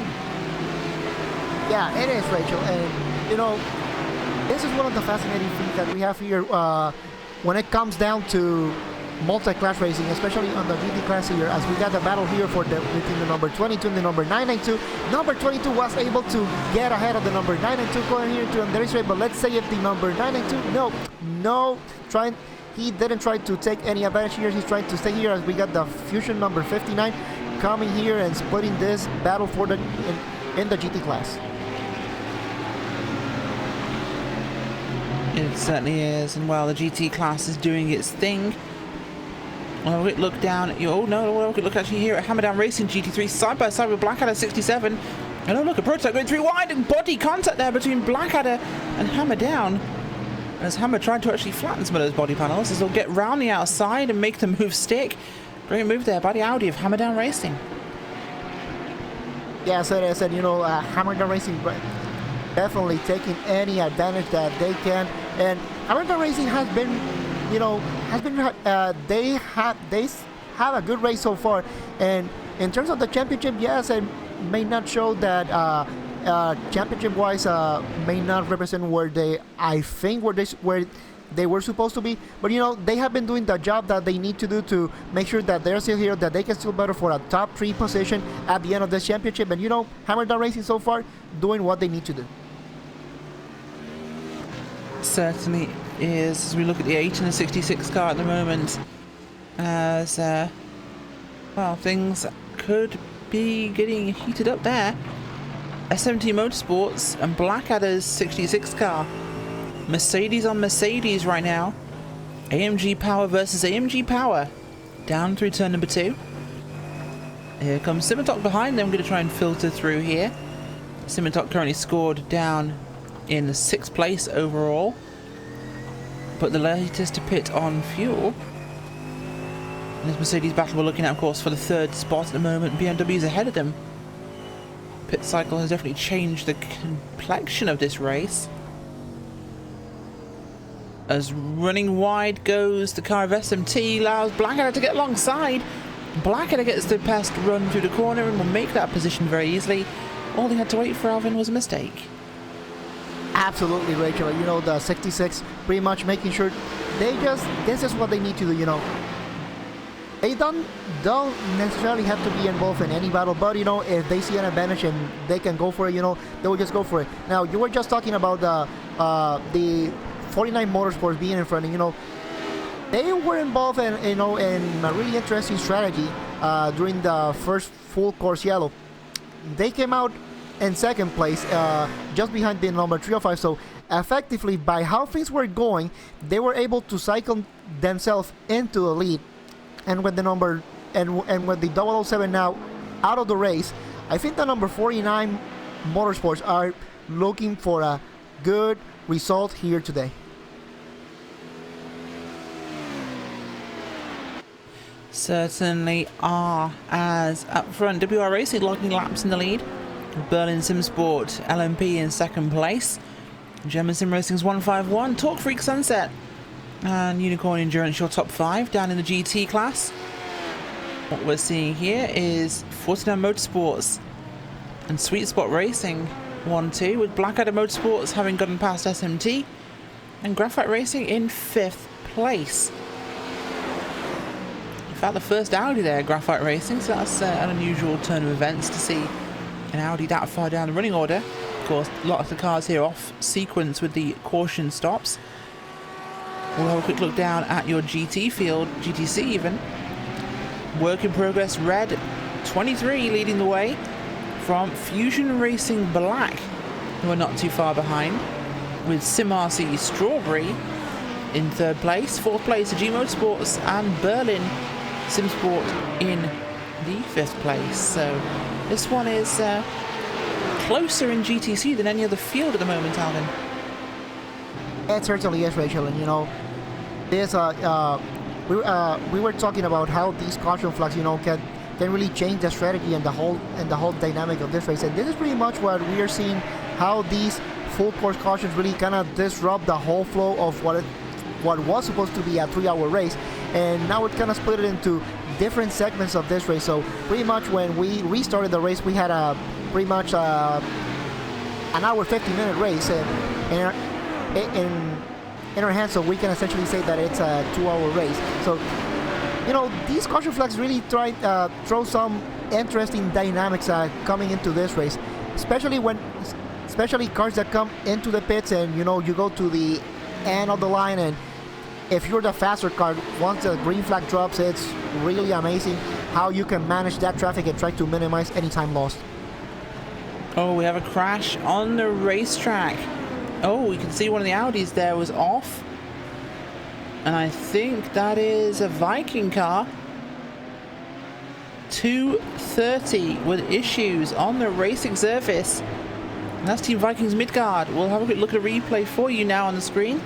The Vikings with contact with one of the prototypes as the 404 car of Unicorn Endurance, who, I'm trying to work out what happened here, Alvin, but corner belonged to the Vikings and they were going to have to drift out, but Unicorn seemed to just pull down.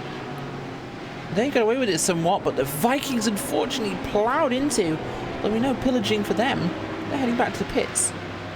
Yeah, it is. It kind of seems like the number 404, the Unicorn Endurance, kind of got lucky there, but I think a little bit of an aggressive move if you ask me. The number 230 definitely does. I think this is the second big incident that they are involved in this race, so definitely the Team Vikings Midgard not having the race that they were looking for. So what we're saying here is the Unicorn speared the Viking. Well, you can say that, yeah, even though one of them is really imaginary and the other one is real, well, yeah, imagination wins. So unicorns are real and Vikings are imaginary? No, the other way around. Are you sure? Yeah, have you ever seen a unicorn? Have you ever seen a Viking?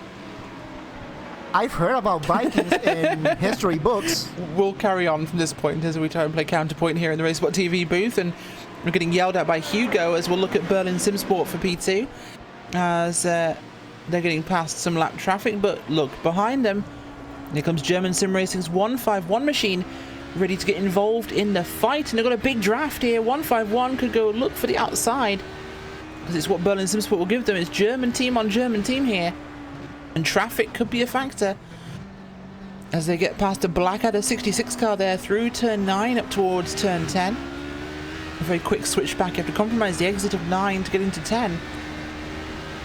Berlin Simsport holds them off just for now, as German Sim Racing will come sweeping in again. Will they have another opportunity? Can they look to the inside quickly? They will not make it in time. They'll just have to sit there and wait patiently as this clock ticks ever away, Alvin. We're approaching the halfway point. It is, Rachel, and German Sim Racing that he was able to take that position away from the number 127 and got a little bit squirrely coming into turn number 10 White's corner, but still able to keep the car on the track. So I'm pretty sure that Berlin Simsport may see that happening and may still give a little bit of battle, but they are approaching the leader of the GT class. They certainly are, and We'll just see if the 151 can make that pass there for second place in the prototype field. They go to the outside. Huge head of steam for the German sim racing car of Alexander Bratz. Berlin Sim Sports. Cyril Moser has to sit behind him. No competition there. Easily done. And I'm broadcasting on a replay. Like a numpty. Well, there it is. So we'll get back to the live footage almost a lap later from where I was looking at, which is highly embarrassing. German Sim Racing's 151 is definitely still ahead, so that's a good thing, Alvin. You know what? I think we're about ready for a commercial break, folks, so do stick with us. We'll be back in just a few moments' time with continuing coverage here of the DGFX Endurance Championship live on RaceSpotTV and iRacing Live.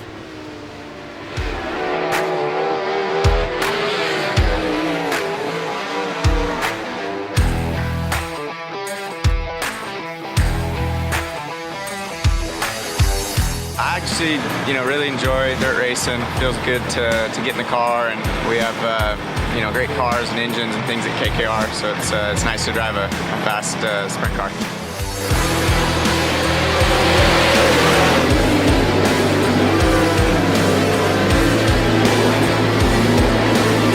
Couple of separate lines developing. Three wide action on a turn two. Craig Kinzer, Casey Kane, and Garrett Pittman going at it.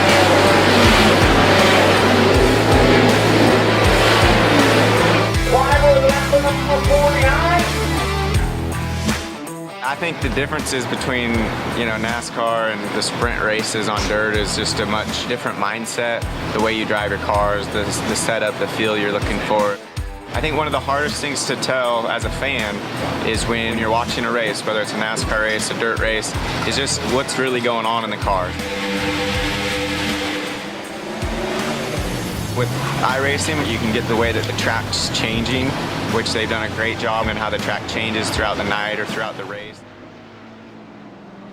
Welcome back early here on RaceSpotTV. Big accident for Sim RC Strawberry there with a prototype car that hit them from behind in turn 9. And that's the V-Apex Racing entry. Purple, the 33 car, comes in from behind and slaps the back of the Sim RC Strawberry car. Sends it spinning in circles when they're ploughed into by the other V-Apex car, the blue Mercedes. So I have literally no idea what that Mercedes was doing when he decided that, well, the slow and spinning, crashing cars ahead of him was a perfect opportunity to go play dropkick with a Porsche. But there you go. Unfortunately, Sim RC Strawberry have just been pretty much murdered. The car is upside down on the curbing of turn 10. Hopefully those guys are okay, but that car is not. And I think there should be some hefty penalties for an utterly unsafe approach to a crash scene by the V-Apex blue Mercedes, and just over driving by the purple prototype, but ironic they're both in the same team. WR Racing will be scored your leader, this time under caution as they wait for the safety car. What's interesting here, Fusion Racing has scored on the lead lap. This is the caution they wanted. This gets them back into position now to compete for the lead, if they can. In fact, they're scored ahead of Simitok Esport, which is everything that matters. Well, folks, this has certainly changed things up for the book. Ahead of Simitok Esport, although necessary to pit, Fusion Racing are running in 6th, Simitok in 7th. So this certainly will make our run to the end very, very interesting here, as we try and handle what's just happened in the race. Of course, we'll be dealing with the race control, expecting some penalties to come from that one, as the pace car will catch the field and we'll get things sorted out. Just past the halfway point here on RaceSpotTV, that was quite a big incident. You saw the replay just a few moments ago as Sim RC Strawberry, multiple contacts with multiple V-Apex cars.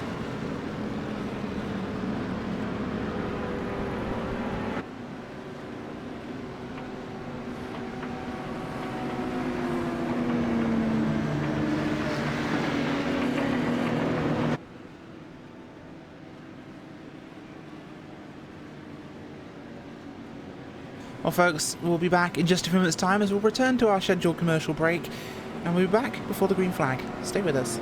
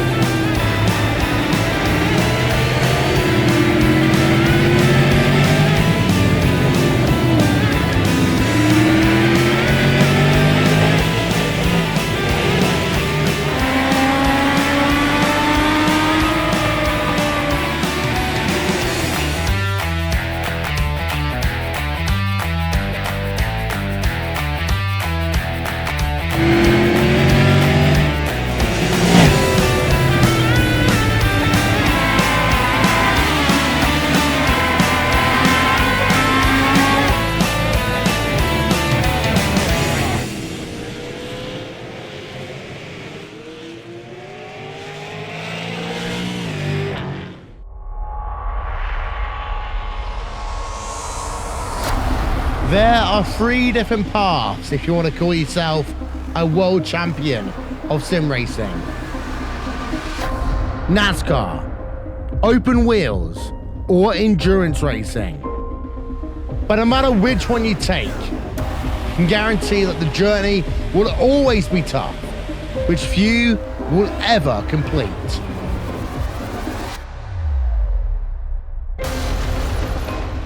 The iRacing World Championship Grand Prix Series, the premier road racing series in sim racing, started with a new car taking center stage.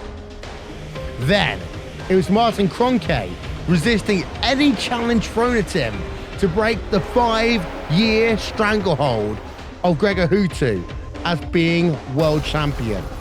These drivers and teams are not just competing for pride, they're competing for money. And with over $20,000 in prizes for each of the series up for grabs, drivers really do put it all on the line. The NASCAR Beginner for Series powered by iRacing is the premier NASCAR eSports series featuring the cars and tracks from the Monster Energy NASCAR Cup Series. The 2016 campaign saw a return to the top of the mountain by Ray Alfalla as a 3-time Oval World Champion. The march to that championship was not easy though, despite the fact that Ray Alfalla took home the most points in series history. It just also happened to be the tightest championship fight we had ever seen. These guys are set for the 2017 campaign. The Blancpain GT Series hosts the top GT3 endurance teams in sim racing, with groups of 3 or more drivers sharing the wheel. This is a championship you can't win alone, and you need the same determination, passion and drive from your teammates to be successful. They often say that it takes just one mistake to lose a championship, and in team racing, it may not be your mistake that costs you the win. Last season, VRS Coanda SimSport won the championship by a single point. This year, who will step up to the plate?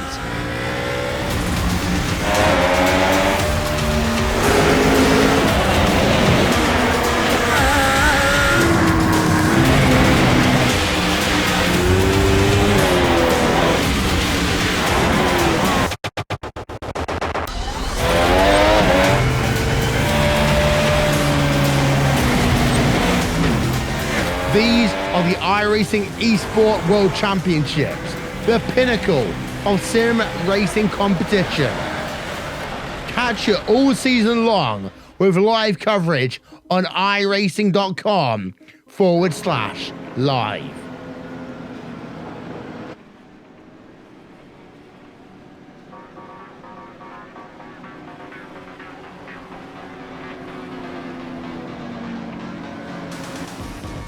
Welcome back to the final round of the DGFX Endurance Championship here on RaceSpotTV and iRacing Live.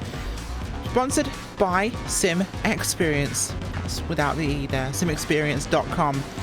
Suppliers of both the ActiveForce wheel and, of course, you also have the fantastic SimVibe system. More on that later. As things go, we're under caution here at Mosport. On Mosport, my Canadians will of course correct me. Going to be a green flag, maybe one more lap after this yellow flag lap concludes. Don't forget, SimVibe by Sim Experience is an advanced multi-dimensional audio-based feedback software that utilizes between 1 and 8 bass transducers, better known as butt kickers or bass shakers, to provide the correct physics-based vibrations at each corner and throughout your simulator. Check them out at simexperience.com. Lights are off on the pace car this time by. We'll be going green this time as we're heading through Moss Corner. WR Racing in the lead, your prototype field. Graphite Racing for the GT cars. And down in GTC, Berlin SimSport. Close fighting likely behind them, although pit cycle is shaking things up a bit. Lost quite a few cars who were in contention for points here. G Motorsports looking set to secure their championship in GTC. GT looking very, very secure. And Prototype will be interesting, of course. Simitok Esports scored ahead now of Fusion Racing, but both on the same lap, so we could have a fight here for points. And every point will matter for these cars as they are drawn at the moment on points. Pace car will head up now towards turn 8, 9 and 10 complex. In fact, where the accident actually happened a few laps ago.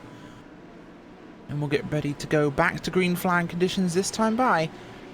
WR Racing got a huge gap actually over German Sim Racing's 151 car. About 6 cars behind them as the pace car pulls off. Green flag will wave, WR Racing with the flag as GTC cars ahead of them all bunch up there on the start. Prototypes dive around them and they catch up to your leader very rapidly there after the big bunching from GT machines. Samba Race Team in third with a lap car ahead of them. I believe that could be VFX Purple. It is technically sitting in second but a lap down. Unicorn Endurance actually will correct ourselves there as they're also up fighting with some of these other cars for position now with their leaders. The 151 behind Samba, who's 4 laps down on the scoreboard. Berlin Simsport sitting there in third place technically overall, a few lap cars ahead of your current prototype podium sitters. Down in GT, Graphite Racing, they're in a bit of traffic. Hamadown Racing just got past them, in fact, for the lead of your GT field. Hamadown there in that Audi, pushing their way forward, doing some GTD traffic. That's one of the work in progress blue machine. And SimRC Melon up ahead, the sole surviving SimRC car after a huge incident a few laps ago for their sister car, Strawberry.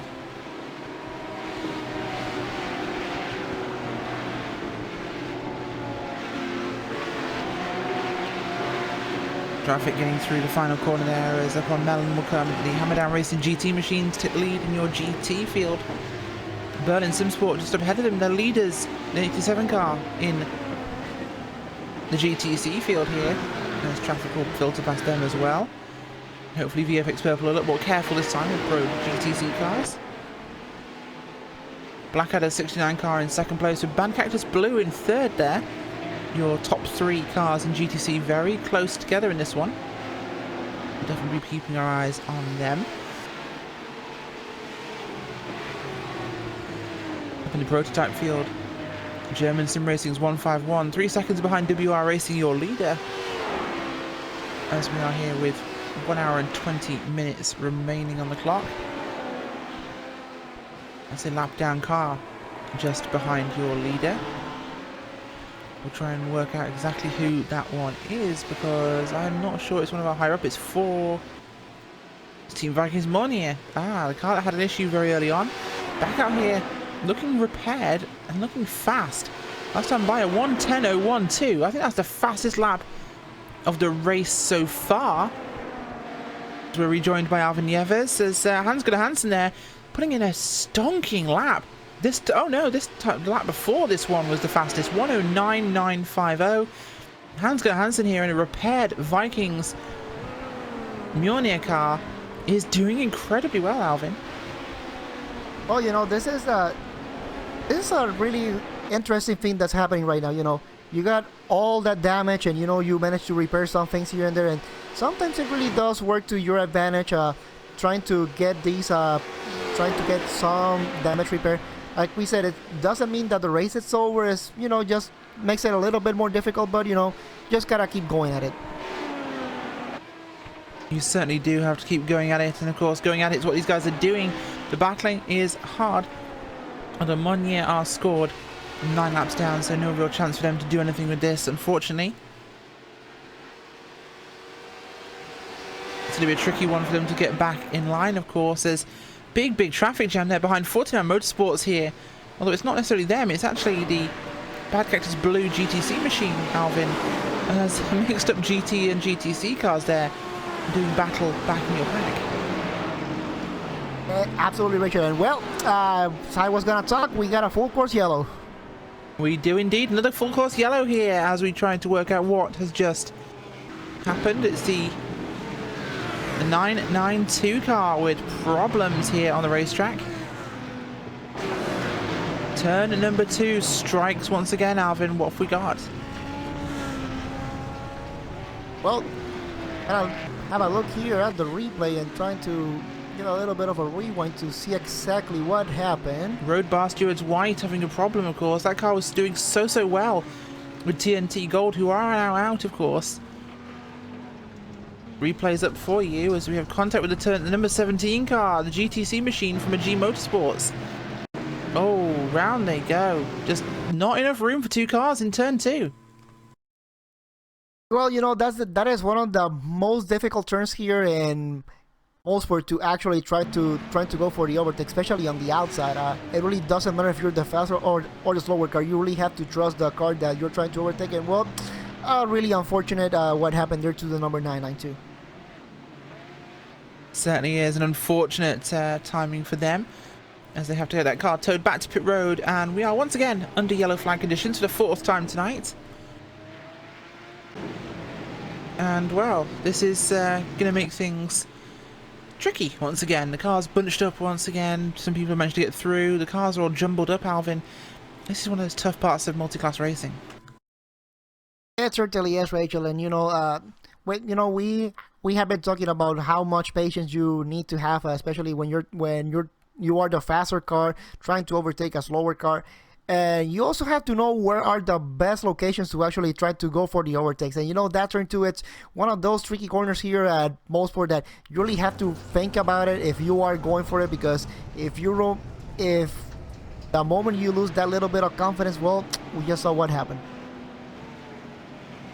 Certainly do, of course, and your field is a little shaken up right now. The cycles are all different, so this is making things a little bit unusual, especially with the pit stops we've had during yellow flag and green flag conditions. We do know of all cars, Symmetric Esports can go the longest on fuel of all your prototype cars, having pitted the latest, Alvin, so that's going to be a big advantage for them. Yeah, it is, and you know, we are seeing again another full course caution, and how these things are being thrown away in terms of strategy. I think this really gets a bit interesting now, because we are an hour 17 minutes to go into this race. So in terms of strategy, I think everybody still has to come back into the pit one more time after we go back to green flag conditions. So now really starts to get really interesting in terms of strategy. I think we may start seeing some cars saving a little bit more fuel than usual, and so this is you know really interesting, I have to say. I think from what we saw at the beginning of this race, Yamazaki Esports, I think they were able to go an hour 15 minutes on 1 tank of fuel, but you know, I think they may not be risking that much this time. But so just a matter of, you know, trying to make sure that they are at the right place at the right time. Certainly is, and well, this will be another tricky situation for these guys. We are one stop now for all classes away from the end, so we're really heading into sprint territory now, Alvin. This is the portion of the race where things just can only get worse, really. The action's going to get far more ferocious, especially with points on line. Yeah, it is, and you know, there's like we were just talking about earlier during this race, these caution flags kind of break this, essentially what it was supposed to be a 3-hour race, and it started breaking it into little segments. So you know, we saw the first segment, which was around almost 45 minutes, so that was around more or less when everybody had to come into the pits and you know, do their scheduled pit stop.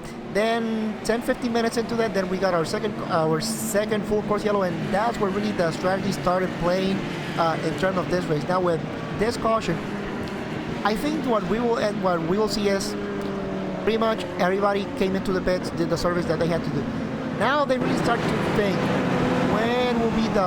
where will be the best time to come into the pits and do that last pit stop. Certainly will be. When will people do it? Will they do it early to get out of traffic? That could be an interesting one. Maybe after about 30 minutes time, maybe 35-40 minutes after, we'll see cars heading to pit road for that service. Of course, that does depend on who pits now and how far they can go in this motor race. The team that put themselves in that position automatically based on pitting under green is actually Symmetric Esports. They could pit in about 25-30 minutes and be good to the end of this race, so they'll be able to pit the earliest, get out of the most traffic and run clean laps. So this is a big advantage for that team. Looking down to your GT field, Hammerdown Racing GT3 have been very powerful. And with the road bar stewards white and TNT Gold out of the way, this could be their race to lose here. It could be, but you know, even though there's an hour 15 to go now, there's still plenty of racing to go. You know, Hammerdown on pit road actually here. Hammerdown heading to pit road for service. So this is starting to get really interesting here in terms of strategy, Rachel. I have to say that they're Hammerdown Racing just trying to get their own strategy going. They know that perhaps even if the race came back to green, I think they saw that they were not gonna be able to make it under just one more stop, because yeah, you kind of expect that there may be some more cautions, but you know, you never know if this is the last caution that we will see. So you know, you gotta do your own race, do your own strategy, and make sure that your strategy is the one that works. Certainly is, and well, that will be a very exciting one to see how this one will unfold. But right now, WR Racing still leading from German Sim Racing is 151, Berlin Sim Sport, LMP and Unicorn Endurance all in the right order this time, with Torque Freak Racing Sunset behind the lap down Samba Racing Team entry. But so Simitok Esports, these are all cars, apart from one car there, they're in the right order. NAB Racing there as well, laps down. But this could make the fight in the prototype division very exciting, Alvin. It is, Rachel, and I'm trying to get a good guess here in terms of strategy to see what will be the optimal strategy that I'm seeing here. And top three, WR Racing, German Sim Racing, .de, and Berlin Sim Sport, they are 35 to 37 laps into distance. And looking at the next car, which is Unicorn Endurance, they are 28 laps. Same thing with Torque Freak Sunset. So looking at Simitok Esports, and interesting to note, Simitok Esports, Fusion Racing are on the same lap, running 6th and 7th place. So I know that we were talking about championship being over, but this may be battle restart. Certainly could be, of course. We're looking at maybe one more lap before we go back to green flag conditions in this one. Lights are off on the pace cars. It will be this time, Alvin. It certainly is, Rachel. Now we should be seeing everybody now coming in. This is the point to make sure that your strategy is all set. You got everything that you need to do. Get those calculators out. Make sure to calculate when is the best time to come into the pits and do that last pit stop, because Rachel, an hour 10 minutes to go when we go back into green flag, it's sprint time. We certainly are back into sprint mode here in the DGFX Endurance Series, and Alvin, well, the picks are going to be fairly thin in terms of who we think can definitely win this one. The points are looking rock solid, but there's still so much action to come on track. I can't wait.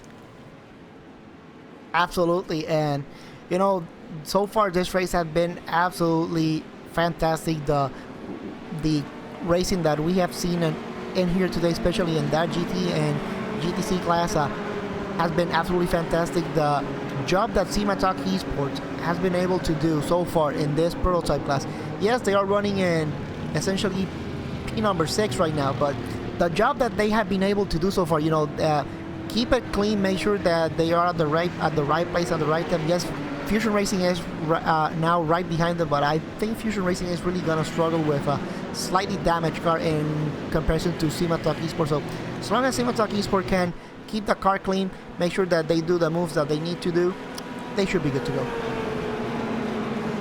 Very much so. We'll see how this one plays out now. Green flag will drop this time by. Top 5s, WR Racing, German Sim Racing's 151, Berlin Sim Sport LMP, Unicorn Endurance and Torque Freak Sunset. Down in GT, Graphite Racing, German Sim Racing's 305, Blackadder 66, SMT and the Blackadder 67. In GTC, it's Berlin Sim Sports 87, Blackadder 69, Sim RC Melon, and then work in progress, blue and red. Alvin, the green flag is about to fly. Let's get it on. It is, Rachel. Now whole field coming here into turn number 10, leaded by the number 917 Dora Racing, as we go back to green, and the number 127 got a huge jump coming into turn number 1. Huge run there by the Berlin SimSport car, who, wow, that was a jump start if perhaps ever I saw one, as they started running really in turn 10 before the leader had even gone, and they crossed the line ahead of the leader, so I think we're going to see a penalty. Yeah, it's very likely that we may see a penalty, because you are really not supposed to overtake the leader before the start-finish line. So I think they had the right idea, just that it was executed just a tad too quick. Well, I think there's another spot they kind of want to give back to German sim racing there, because they passed 2 cars before the line. We'll see what, of course, the race controls say, but they'd be having to give position to Unicorn Endurance also, who got past German sim racing. So I think that's a permissible return of the issue, I think. So what has been perhaps a little bit of a surprise in that one has been handled well at this point. Berlin SimSport second place behind WR Racing. SimTalk Esport playing very carefully here. They know they're right ahead of their opposition, Fusion Racing, and the finishing order of these 2 cars at Alvin decides the championship, but well, they both have to finish for it to be open, as all 3 wide happens there as SimTalk Esports thread the needle. Talk about, well, we just talked about being careful, and they decided to throw that one to the wind as SimTalk punched themselves up into the 4th position, going after German sim racing now. I think they're starting to get a little bit desperate here, Rachel. SimTalk Esport, yes, they do realize that Fusion Racing is right behind them, but they also have to realize that Fusion Racing is running a little bit of a damaged car. So SimTalk Esport really has no threat, no immediate threat from Fusion Racing. They do have to make sure, though, that SimTalk Esport are not involved in any incident, because if they get a little bit of damage, well, it's gonna even things between them and Fusion Racing. Certainly will, as the German sim racing drop down the order quite significantly here, and they're trying to fight their way back in this one. So Berlin SimSport dropped down the order to about 7th now, as SimTalk trying to find their way past Unicorn Endurance and up into the 3rd spot. GT lead is also very close. Graphite Racing here fighting with German sim racing's 305. And right behind them, Blackadder 66. That's 3 cars for the lead here. Your podium sitters under one umbrella here, Alvin. Getting very, very sprint race now. Absolutely, and what a fantastic race we are seeing here in the GT class. The number 305 with what I was thinking was a kind of weird strategy when we were doing almost close to that hour, but you know, now here in the lead, I'm trying to see here where Dexter Castro in the 49 Motorsports right now in P number 7. So definitely some different strategies in here playing at hand. I think that as it stands right now, Hammer Down Racing and Graphite Racing, Blackadder, and German Sim Racing, I think they do have the upper hand in when it comes to the strategy in this GT class as it stands right now. Certainly is. This one gets very intense for your GT lead. Been joined by SMT Motorsports as well, so that's the top 4 now. Sitting next to each other here, Alvin. That's going to make things tough for these guys. There's no change in the top of your prototype field. WR Racing, German Sim Racing, Unicorn Endurance, and SimTalk Esports, your top 4. Talk Freak Sunset in 5th. GTC, still Berlin SimSport with Blackadder 69. SimRC Melon and the 2 work-in-progress cars running neck and neck. We'll go back to your GT leaders. This one is definitely on the intense side. And there they are, running right behind your GTC leader, Berlin SimSport. Just feeling a little intimidated with 5 GT cars behind him. It certainly is, Rachel. And you know, there's this whole dynamic of full course cautions coming in. Yes, sometimes we kind of question why sometimes these happen, but you know, we cannot deny that after we go back to green flag, this really brings in some fantastic races, because it's gonna, the strategies that you kind of plan at the start of the race are pretty much thrown out of the window. You know, whatever was your pre-race plan, that doesn't exist anymore. Now it's pretty much an hour, 5 minutes to go. Now you have to go. Now you have to go, indeed. Wise words from Alvin Nieves there. Now it's time to go as German Sim Racing gets through for the lead there on Graphite Racing. Black and Motorsports looking like they're hounding from behind as well. This one could make things exciting. Hammerdown Racing, of course, have pitted under caution, so they are actually to the good here ahead of some of these guys. We'll have to see how that one plays strategy-wise, but move the German Sim Racing's 305 car up into that lead spot. We'll see if Blackadder can follow them through as well. Audi versus Audi has happened. Will we see Mercedes and Audi next? It could be the possibility, you never know, and judging by how crazy this race has been going, the number 66 getting a good run here coming out of turn number 10 on the number 292. Let's see what they can do, but kind of seems like there's a slower car here coming in on the outside, the number 87 Berlin Sensford, so I think the number 66 is just gonna play it just a little bit safe here coming into Clayton corner, and we have seen that this corner here has been a trouble corner here for pretty much most of the field. Many people have fallen victim of this corner here today, and Rachel, I'm pretty sure that we haven't seen the last of any other teams making a mistake going into turn number 2. Problems for the 59 car here. Fusion Racing slow on the front stretch. They've had contact with the wall. Oh, getting a replay for you.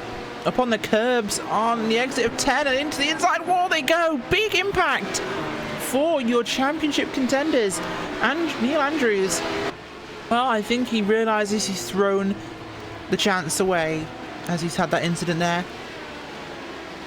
Big impact for him with the inside wall there, Alvin. That's never going to end well. It never does end well, and when you think about it, Fusion Racing had a second chance at this championship with all these full course cautions that have been coming out, and they were able not only to get to lap back, but be within a fighting distance of Sematok Esports, because they came in tight into this championship. So Fusion Racing had definitely got a second chance, and I think they got a little bit too desperate, trying to push a little bit too hard in comparison to Sematok Esports, and well, I think we can officially say that this is championship over. I think it is. As long as Sematok Esports can finish the race, it's championship over, which is, of course, a lot to ask for with this much time to go. As WR Racing, your leaders, in a very tight spot there with one of the, I believe that's one of your GT cars. It's down the order a little bit. I think that is Overdrive, the 211. Getting past Sim RC Mellon as well. I've got to give some props to these guys. WR Racing have really been at the back for a lot of our races this season, but in the prototype field, this car has flown in this race. They are actually holding their momentum up there. I'm going to go 3 wide. Oh, not a great move as they scare the Hammerdown Audi onto the grass. This is what we said, Alvin, about 3 wide not being a great idea. Once again, it's proved, but they managed to all survive. But Arthur Chan here for WR Racing did a fantastic job. Great performance from him, as this team have really spotlighted themselves with this strategy. Yeah, it is, and you know, you can do 3 wide at the back straight, you know, it usually works. But of course, I said that, and we go back to what was the big incident that brought in the second full course caution, where it was a 3 wide going into the back straight, and well, it didn't end up that well. You mean it's a 3 wide in the exact same position? Well, you know, it's kind of like different circumstances. One of them ended in tears, but this one, it looks like WR Racing was able to make it work. Just about, although nearly did not, as things got a bit intense. Another car making their way through. Unicorn Endurance up in the 3rd spot, but Sematok Esports got through. They are up into 2nd place. And what's that car ahead of them? That's German Sim Racing. So not 2nd, they're in 3rd. And they're about to go after the 2nd spot here, gaining rapidly on the German Sim Racing car. Last time by a 14.9 for David Saranzo. German Sim Racing's Alexander Bratz with a 15.1. The 181 and a GT car making contact there. Talk Freak Sunset. Have a quick look back at what happened for them. See if we can show you that action again. It was the 211 in the GT field, the Overdrive performance car, and not sure who I can blame that one other than Talk Freak Sunset there, Alvin. Well, you know, it really started them battling for position with with the number 127. Going down into Moss Corner, they were going around traffic, and a little bit of contact from the 127 on the 181. That's what really upset the number 181, and number 127 was able to go to take that position. And then by them being really upset, well, that's what set up the contact there between the 181 and the number 211. So, you know, was just one of those circumstances of a little bit of miscommunication in multi-class racing. Certainly is, and well, this has been a big one here. The racing's picked up. Simmental closing in on German sim racing. The competition has fallen to the wayside in this race, and this means everything for them. Fusion Racing still on pit road, getting very extensive repairs on that car after hitting the inside of the pit wall, coming out of the final corner. A real competition, and that was the Vikings, and they're out. So right now, this one is completely in Simmental's hands. They just need to finish. They don't even need to finish any higher. It doesn't matter where they finish as long as they finish at this point on the lead lap or so, Alvin. Absolutely, as we got the number 127, the Berlin Sim Sport at the number 127 coming into the pits. I got a suspicion that it could be for the damage that was sustained as a result of that contact with the number 181. Trying to look at live timing and see exactly. Well, no, kind of looks like this is a scheduled pit stop because seems that way. Coming in, just 45 laps. So yeah. So yeah, absolutely, this is a scheduled pit stop. I think they're gonna take some time and also repair some of the damage that they may have sustained during that contact as well. Yeah, there's some hefty bodywork damage on that car. They're going up on the jacks for tyres here. They might be able to take this thing out and still compete. They are last car on the lead lap, but not for long. WR Racing comes through the final corner, will put them one lap down. This would put them the only car on one lap down. They could just stay here for a while, get some damage repaired, but they'll come out again. They'll get going. Simmental have passed the German sim racing car for second. Well, how did they do that? We'll have a look. That was on the backstretch, another 3-wide pass with the German sim racing Audi, and they just went up the inside. Beautiful. Oh, and Fusion Racing, after that incident we saw, Alvin, well, they just got a penalty for avoidable contact, which is funny because they're still on pit road getting repaired. So I don't think the drive-through is going to bother them too much, if they could even serve it. Absolutely, this is kind of like adding rubbing salt onto the wound, you know, to what is pretty much championship ending race here that they just had. And yeah, like you just mentioned, it may not really affect them much, but it's just a matter of when they come back. It's kind of like I think morale is really down at the Fusion Racing headquarters. So, you know, getting this penalty right now, it's kind of like you know, it's gonna hurt, but you know, if you commit the crime, bro, you gotta make the time as well. Absolutely. I think Simmental back on pit road for repairs. I think that car not happy. Not Simmental, sorry. Berlin Sim Racing back onto pit road for further repairs on that car. Look at the 67 right now. To back of Blackadder's car in your GT field. They're battling with 49 Motorsports behind. SMT and Graphite Motorsports there as well. In fact, this is a huge grouping. This is Blackadder's. No, it's SMT, it is Graphite, Blackadder 67, 49 Motorsports and War Dogs GT. And this is extending all the way back from, well, the third spot. So there's a podium available in this pack. And everybody wants it, Alvin. Absolutely, and you know, this race is really not over. We are just 55 minutes into this. We got 55 minutes to go in this 3-hour race. I was going to say that we were 50 minutes in, where, well, it's been a long time since those 50 minutes came by. So this battle here in the GT class, 49 Motorsports and Blackadder Motorsports, number 67 and number 49, going into the Andretti straight. Let's see if the number 49 can get a run, but you know, it's a BMW and it's a back straight, so really not much there Dexter Castro can do.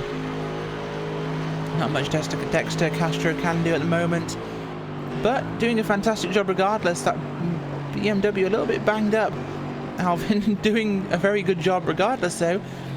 Always like that team, because the sorry written on the back of the car is quite a very nice sentiment from them. But to the inside will go the multiple lap down car from Samba Racing Team there. 4 laps down at the moment, filtering through your GT field, as does the Vikings prototype as well. They are, I believe, 10 laps down at the moment, so not a great day for them, but they'll still try and finish the final race of the season.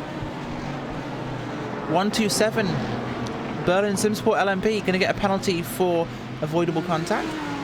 Again, another prototype receiving a penalty when they're already on pit road making repairs, so 2 somewhat useless penalties there. But 67 car side by side with the 49 Blackadder Motorsports and 49 Racing Motorsports, even, I should say.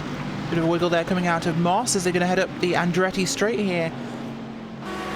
Had been side by side, but lost some ground though. That little wiggle for the BMW, Alvin.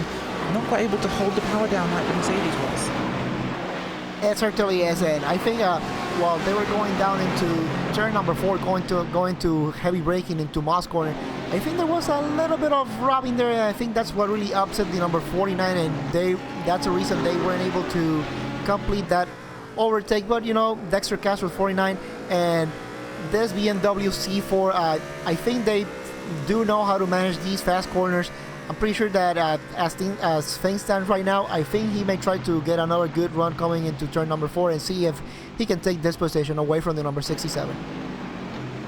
Yes, he certainly could make it work, and we'll have to see if he can hold on and get his spot over the Blackadder car.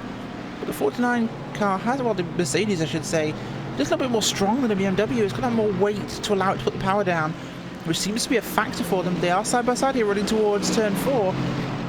Dexter Castro on the outside, not going to be a great spot for him, but can he hold the run down to the inside of 5? Will he dive for it? He does not. Let's focus on setting up the exit as War Dog's hounding them right now. All 3 cars to a great exit, but War Dog's there very close.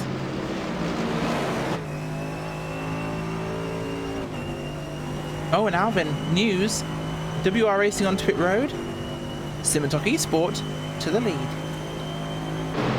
And this is pretty much what we were expecting now. This starts to turn a little bit interesting, especially for WR Racing. I think they have been doing a good race here so far.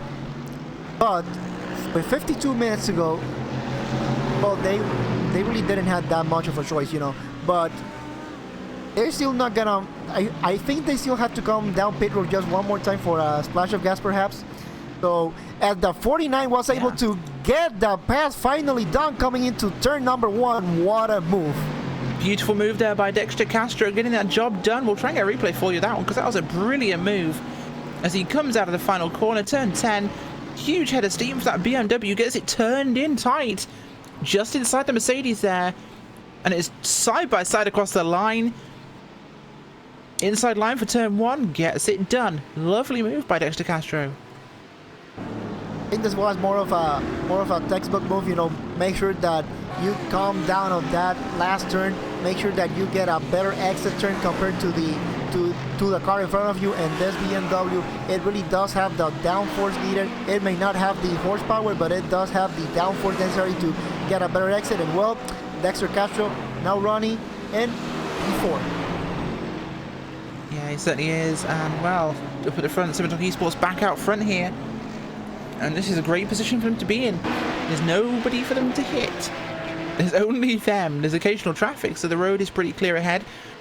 It's a fantastic position for that car, looking at a championship win in this series. Simotok Esport have done a great thing this season. And if we look at those... I was going to have a quick look at the points, but turns out I closed that tab, which is a mistake. But we'll get back to that in just a second. On-track action at the moment, looking down to your GTC field, Alvin, what's going on? Yeah, coming down to your GTC field, we got the number 87 Berlin Simsport and comfortably in the lead, as does number 69 is coming into the pits right now for what should be their last scheduled pit stop. So that moves the 799, the SMRC.de Melon, right now into second place and having a good battle here with the number 23 Work in Progress Racing. It certainly does as well. Things are going to be getting fun as we run up towards the end of this one. And the racing has been fantastic so far this season. We're looking at the standings, by the way, for your prototype division. Simitalk Esports, well, they've had 2 victories so far. Germany and Belgium. They came, I believe, 5th in Brazil, just like Fusion did in Germany. Came, I think, 2nd in Belgium, whereas it was 2nd for Simitalk in Japan. The points are a mirror. Exactly the same results in both cases. 230s, a 14 and a 27 for both teams. And while Simitalk have just managed to keep themselves a little bit more clean in this one, Alvin, looks like German Sim Racer could leap up as well here and take possibly 2nd place in this one.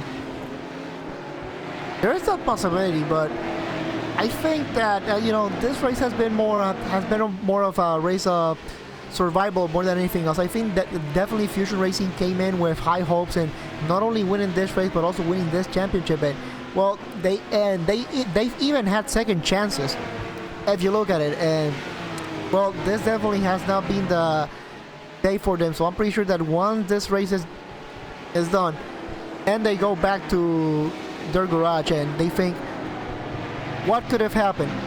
I think they're gonna think really hard about this race and all the mistakes that they did and what could have been, Rachel. Certainly is, and well, what could have been is what could have been, but this is what doesn't happen in racing. What could have beens are never enough in motorsports.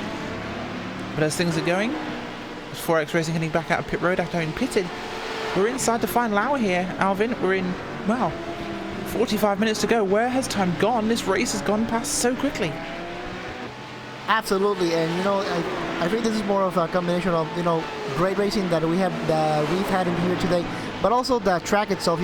We mentioned that this is the shortest track that we have here in this DGFX championship, and that also kind of brings its own dynamic when it comes to not only multi-class racing but also how time goes. And for the prototype cars, we are talking about a lap around 1 minute 9 seconds. So you are doing lots of laps here in comparison to, for example, the last race that we had at Spa.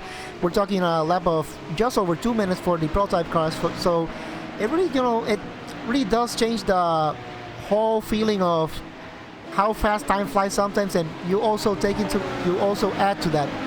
This track is really fast flowing, so we got I'll say a higher than average top speed that we may see on other trucks, for example. So you combine those two, and the fact that we've also had some good racing here as well. Yes, we had some couple of full course yellows here and there, but even with that, this track really does provide for some great racing. Certainly does indeed provide fantastic racing. And we've had a great race here today. 45 minutes left on the clock, and we'll be coming towards the end of a championship, one that has been truly fantastic. And we are looking at champions already in Simitalk Esports. They have done a fantastic job securing this one, just staying clean. In fact, Alvin, it's been the big part. Blackadder's 66 car in GT, well, it was close on points, but Blackadder's 66 car is currently sitting in the lead, so that's potentially 30 points for them. Their competitors, 49 Motorsports, sorry. Their competitors in the Hammerdown GT car are in 4th place. Now, TNT's out of the picture because of, obviously, the incidents they sustained. Hammerdown Racing would have to win the race and Blackadder not score any points to take the championship, but they will secure 2nd place should they finish. Down in your GTC field, however, German Sim Racing's 255 car, well, they're looking at holding on to this one for now. In fact, I don't think they're actually here, which is kind of a problem.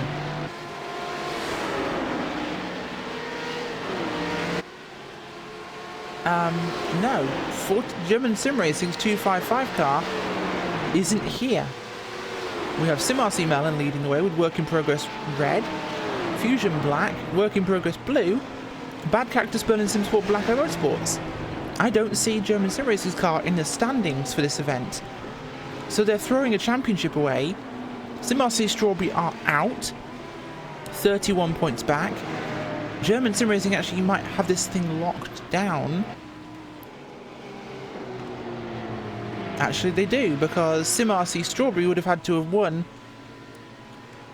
and still can't beat them. So yes, as things stand, yeah, German Sim Racing didn't need to show up, which I'm not sure if I agree with the idea of being locked into the championship points and not turning up because you can't lose, but German Sim Racing's 255 car will take the championship, although SimRC Strawberry will be passed by Blackadder Motorsports 69 car as things stand.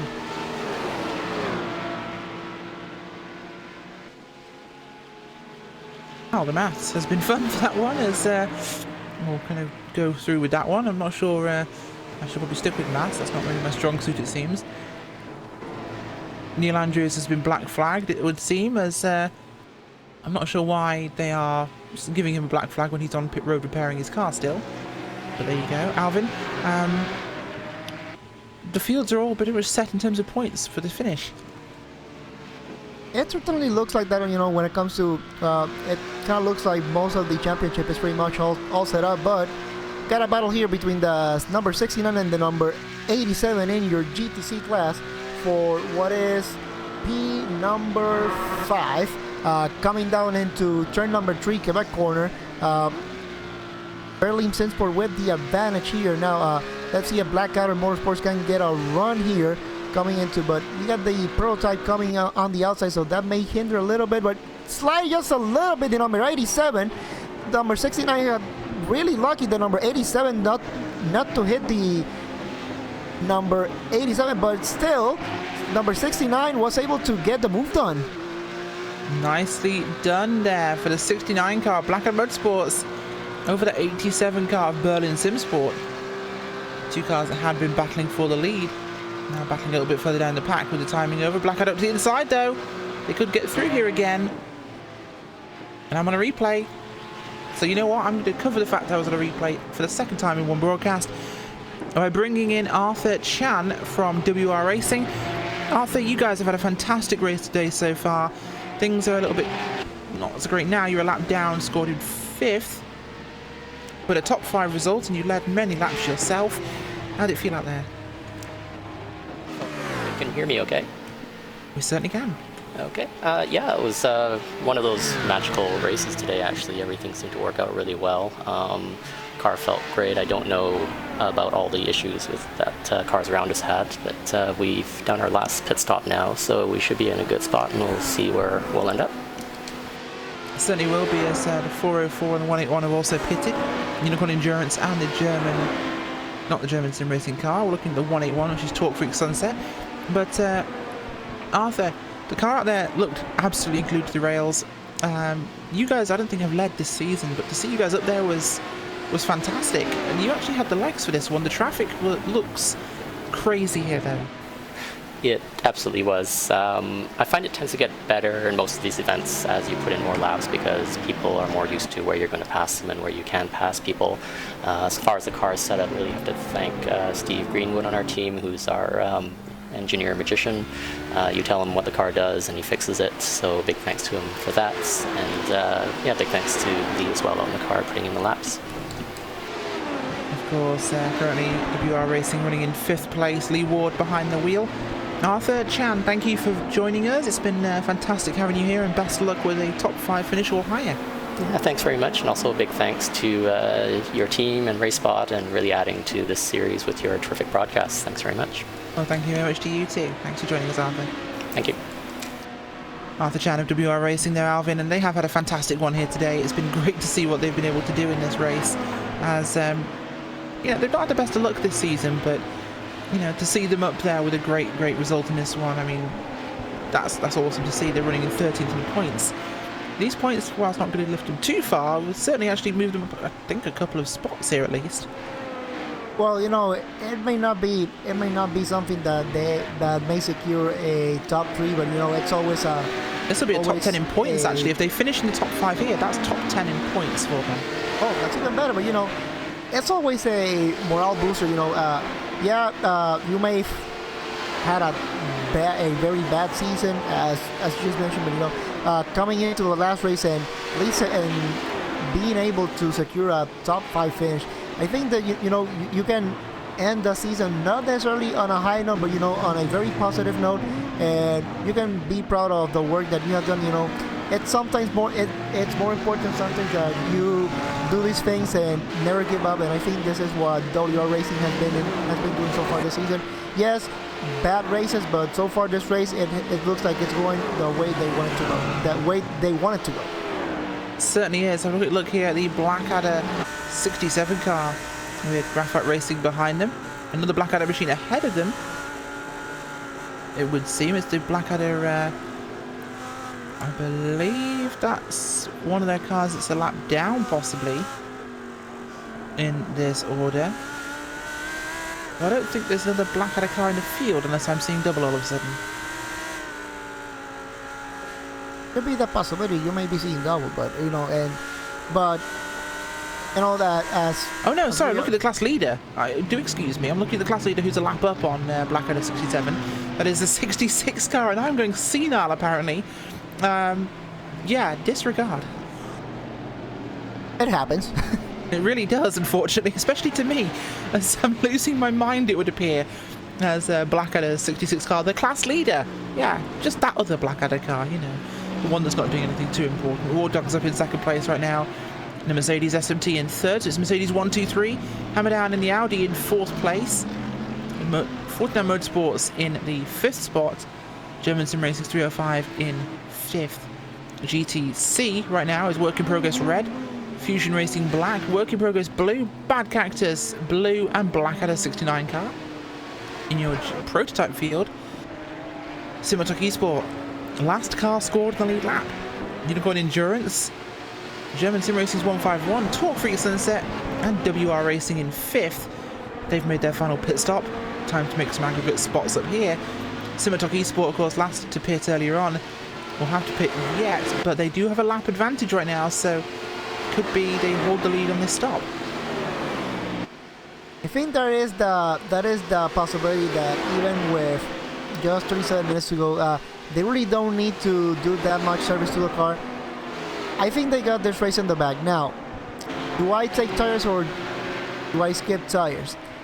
That's a really interesting question, because yes, you can come into the pits and do your service as needed, and you will come out ahead if you don't take tires. If you take tires, perhaps you're taking the risk of coming second, third place, but you never know if we may see just one more caution.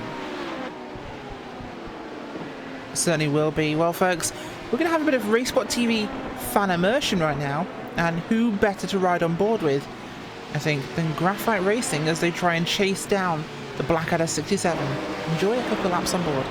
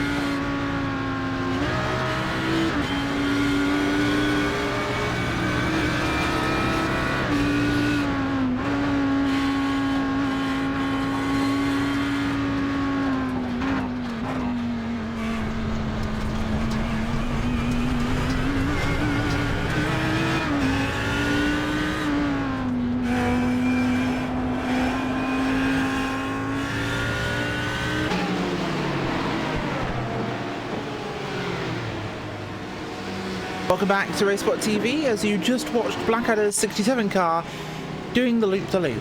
Unfortunately for them, turn number 2 there proved to be a little bit too much as, well, things got a little congested on the track. 2 wide, nearly 3 wide there, in fact for a moment. They put the rear wheel, Alvin, on the grassy thing and the car did the spinny thing. Yeah, and I guess you know, Rachel, this is the turn that we have been talking all day that I think was going to be one of the most challenging corners in here in this race. Turn number 2, Clayton corner. We knew that it was going to caught many of the drivers off guard, and we said that you really have to be on your toes and once you're going into this turn, because it's really, you have to commit 100%. There's really no going around it. And the slightest hesitation that you make into it, you're going to visit that grass and you're going to spin. Fortunately, he kept it off the wall. Yeah, certainly is. And well, turn number 2 is one of those corners where you get the line right or you go from the grass. Unfortunately, by the nature of the thing, we're looking at position 2 right now, fight. Oh, as off goes Hawk Freak Racing Sunset on a cruise course for the tyre barrier and clonk. Yeah, into the tyres for them. Oof, big hit for Hawk Freak Sunset there off turn 2. We're talking about how if you get the line right, you're fine. If you get it wrong, you're in the grass. That just proved literally everything we were saying there, Alvin, as Hawk Freak Sunset caught up in a big bunch of cars and it ended rather badly for them. But this is what traffic can do in this corner. They were fighting with Unicorn there for the second spot. Unicorn hold on to that, and German Sim Racing takes 3rd now, as they're going to have to head down pit road for repairs. War Dogs, GT and SMT still fighting, but look who's caught them up again. Blackadder 67 car is back in the fight here behind SMT. I'm not sure how the ordering is working here because they are scored a lap down from them. They weren't actually fighting for position. They were a lap down there on the SMT Mercedes. Looking towards your lead group, 25 seconds gap for Simitok Esport. I think they've been into pit road actually here, Alvin. Simitok Esport might have just pitted. But look at times, yes they have. They pitted a lap ago. So they hold the lead with 25-second gap. Their strategy has worked. All they need to do now is cruise to the finish, and this is their race. It is. Cruise to the finish and hope that no caution comes in, because looking at how much time they spent into the pits, they only spent 40 seconds, so you know what, thinking about it, I think they were able to just add the fuel that they needed to finish this race and also change all full tires. So Rachel, I think they are good to go, and if it happens that a full course caution comes in, I think Simitok Esport definitely does have the advantage. I think they certainly do, and that's a great position for them to be in, of course, as Simitok Esports now shouldn't really need to pit again. That car is good to the end of this race. And speaking of the end of the race, we have precisely 30 minutes left of the DGFX Endurance Championship, and it has been a fantastic season, Alvin.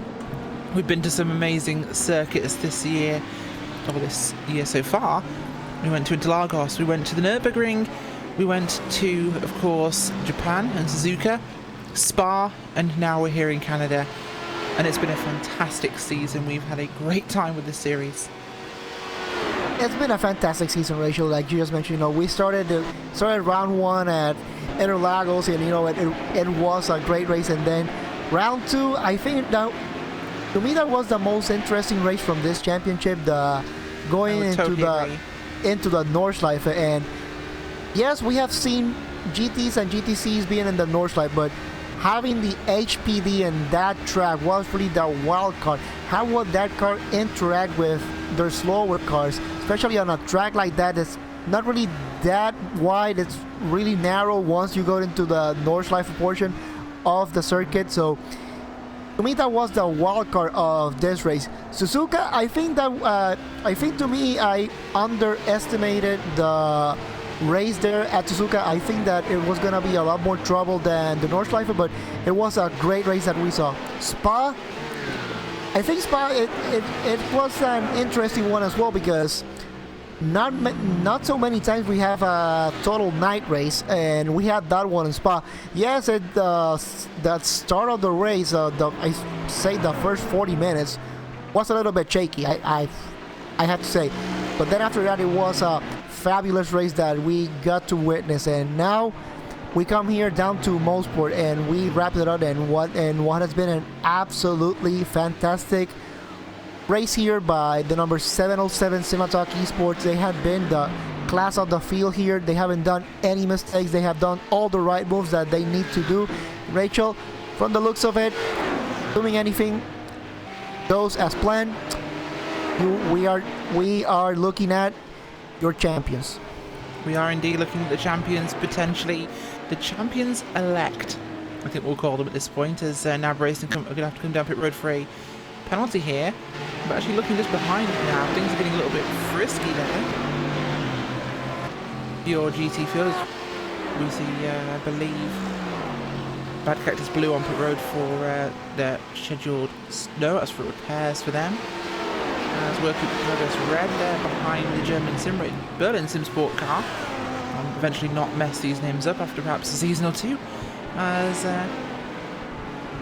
work in progress red looking at catching the Torque Figure de Leon car a lap down on them as SMT Mercedes comes down pit road from third place here for their final stop. In for what we expect will just be fuel only.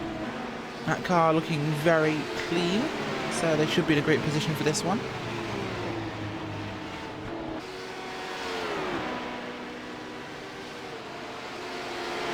Things moving forwards here, and we'll get this one done in short order.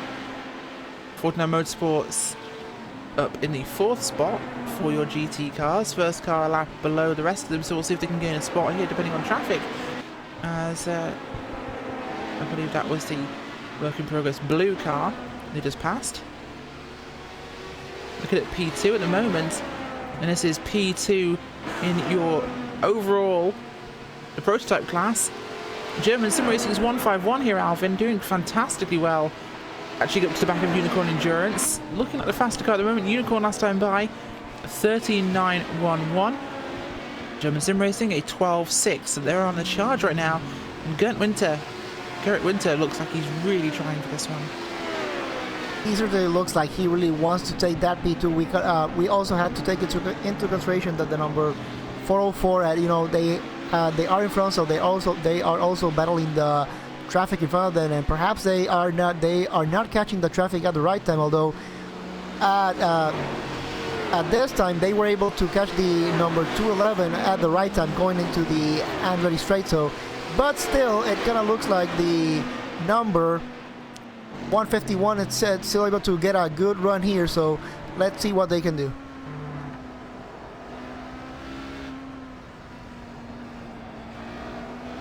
We certainly will see what they can do as the cars filtering through now. The time ticking away. Looking at about 25 minutes remaining here. The clock is winding down on a season that has been truly fantastic. A quick look here at the WR Racing car. Lee Ward behind the wheel. They're running in 5th spot now, still holding on. Just the first car lap down, the only car lap down. So if they can keep this car in one piece, they're looking at a top 5 finish and the top 10 in season points for them, which will be a fantastic achievement. This one is going extremely well, but it all does depend on traffic and how things do end up flowing. It absolutely does, and we still got seeing this battle between the number 151 and the number 404. Trying to go around traffic and still keep a highly competitive level here for this battle for what is your key number 2 in your overall race, as the number 404 definitely has a good advantage here. The gap between these two, it's only 0.7, as the 404 gets a little bit caught up behind the GTC car, and that allows the number 151 to close the gap and perhaps get a good run here. Not necessarily going into turn number 1, but we may see a run going into Moss Corner. We do. Moss Corner indeed is always one of those tricky locations, and the traffic always a tricky spot there to get past anybody. It is, and the 404 gets caught up into more slow traffic, the number 58, and that really does allow the number 151 to get the number 404 box into the Fusion Racing GTC, and well, 151 was into P number 2. Certainly are. 151 with a great move there on the Unicorn Endurance car. We get past Dexter Castro there in the Fortuner Motorsports entry. Good points for the German sim racing team. That's exactly what they would have wanted. And looking at the overall points, this gives them the best chance here to move up to potentially second place in the standings. Yeah, and you know, at this point of the race, really every point matters. And when you consider the horrible race that Fusion Racing and Samba Racing have had that so far in this race, we were talking about perhaps a 3-car battle for the prototype championship. And well, with all the things that has been happening, not only Fusion Racing and Samba Racing have lost the shot of the championship, but they are also in the danger zone of being dropped out of the top 3 in this championship. And that means if you're outside of the top 3 in the championship, you don't get the automatic invitation for the next season either. 87 and a 7 at 9 at 9 at the moment on the racetrack. This is, I believe, Berlin Sim Sport and Sim RC Melon. And they're duking out for the 4th and 5th spot here. So valuable points available. Berlin Sim Sport currently in the 4th spot there up ahead of the black and yellow car. Well, there's 2 of them, but the jagged one, I should say, is the Sim RC machine. The rather clean looking one is certainly the Berlin Sim Sport entry. Through comes SMT Motorsports and also 4X Racing from the prototype division there. Is at the inside as they go wide. Berlin Sim Sport do push wide, and the inside line given there to Sim RC Melon. Can they clear them in turn 4? They do. Nicely made. Yeah, and it does seem more like a move from the number 87 that they were allowing the faster cars trying to go by, and the number 79 said, well, you know what, you're trying to let them go by. I may not be a GT, I may not be a prototype, but I'm just gonna take advantage of it. Absolutely right. As we'll keep our eyes on this one, is battle for 4th overall in your GTC class even. As it behind them comes Graphite Racing from the GT field, they'll filter through. G Motorsports did so well in the early running here, and they've dropped down the order somewhat to now be down in about 7th, I think, in the GTC field. The gap's out front. Simotok Esports, they've pulled the gap up from 25 seconds now to 31. Last time by it. Whoa, contact with Berlin Sim Sport. I thought that was Simotok for a second, but it's not. Berlin Sim Sport goes into the back of the Bad Cactus blue car in turn 5. Gonna get a replay up for you there, but oh my gosh, Berlin Sim Sport, who were running down in the 6th spot, contact with the back corner of Bad Cactus. The 2 of them spin out and right in front of Simotok Esports. On a scale of 1 to 10, Alvin, how much of a heart attack did David Soranzo just have? I really have no idea, but judging by how this race has been going, this is another championship saving move there by David Soranzo and the Simotok Esport. I'm pretty sure that as soon as he saw that happening, he slowed down a little bit more than usual, which is always good, and it also helps that nobody else was right behind him, because from what we have seen in this race so far, you may slow down, but if the cars behind you don't slow down, well, we see the carnage that could happen. Certainly will do, and the time is still ticking away ever more. 20 minutes left on the clock here in this event, as we're counting down the final 20 minutes, and things staying pretty clean. No caution flags flying in the last few moments to really make things dramatic. Perhaps best if this one plays out peacefully for everybody involved, as look who has got caught up here. Hammer Down Racing scored leading now in your GT field after cycling through things in your pit sequence. Hammer Down there right behind one of the Blackadder entries, one that's actually a lap down at this point in time, Alvin. So it's looking like Paul Darling actually leading the way here, could be to the flag. They seem to have a fairly significant advantage. It is, and you know, this is judging by how this has been going, this looks like Hammer Down Racing may have this race on the back. It's really close though, because they are almost 40 laps into this stint, and I don't think they can make it all the way to the checker flag without stopping one more time. I think 49 Motorsports are really on the driver's seat right now. I think they have this race. They can win this race. It really does depend on how Hammer Down Racing is in terms of the strategy, but I don't think they are going to make it all the way to the checker flag. You could be quite right here, because they could be waiting for a caution. That car last pitted quite a while ago, so unless they're maybe saving considerable amount of fuel, they last pitted on lap 70. That's 30 laps ago. They've got 10 to go, and the laps here are 1 minute 20, so 10 laps of fuel perhaps remaining versus approximately maybe 15 laps of time. This one could be a very big problem. I don't think they will make it, because I'm looking at the lifetime and they showed that they are right now in lap number 41, and for the GT cars they should have somewhere around 14 laps to go, so I think they still have to come down and for a splash of gas. Certainly could be a splash of gas, might be what they need, but 49 Motorsports are currently heading through Moss Corner. Hammerdown's gap is maybe 10-12 seconds. It's not a huge gap there for them, so I don't think it's going to be maybe make a splash and dash of fuel sort of distance, but they could be looking at second place. But could 49 Motorsports take a win here? That could be huge. When did they last pit? Let's take a quick look to see. And I'm thinking their last pit stop was when they last had a driver change, and that was lap 60. No, that can't be quite as such. Looking at these times, I don't see the last... No, we do. 87, so Castro could go to the end here.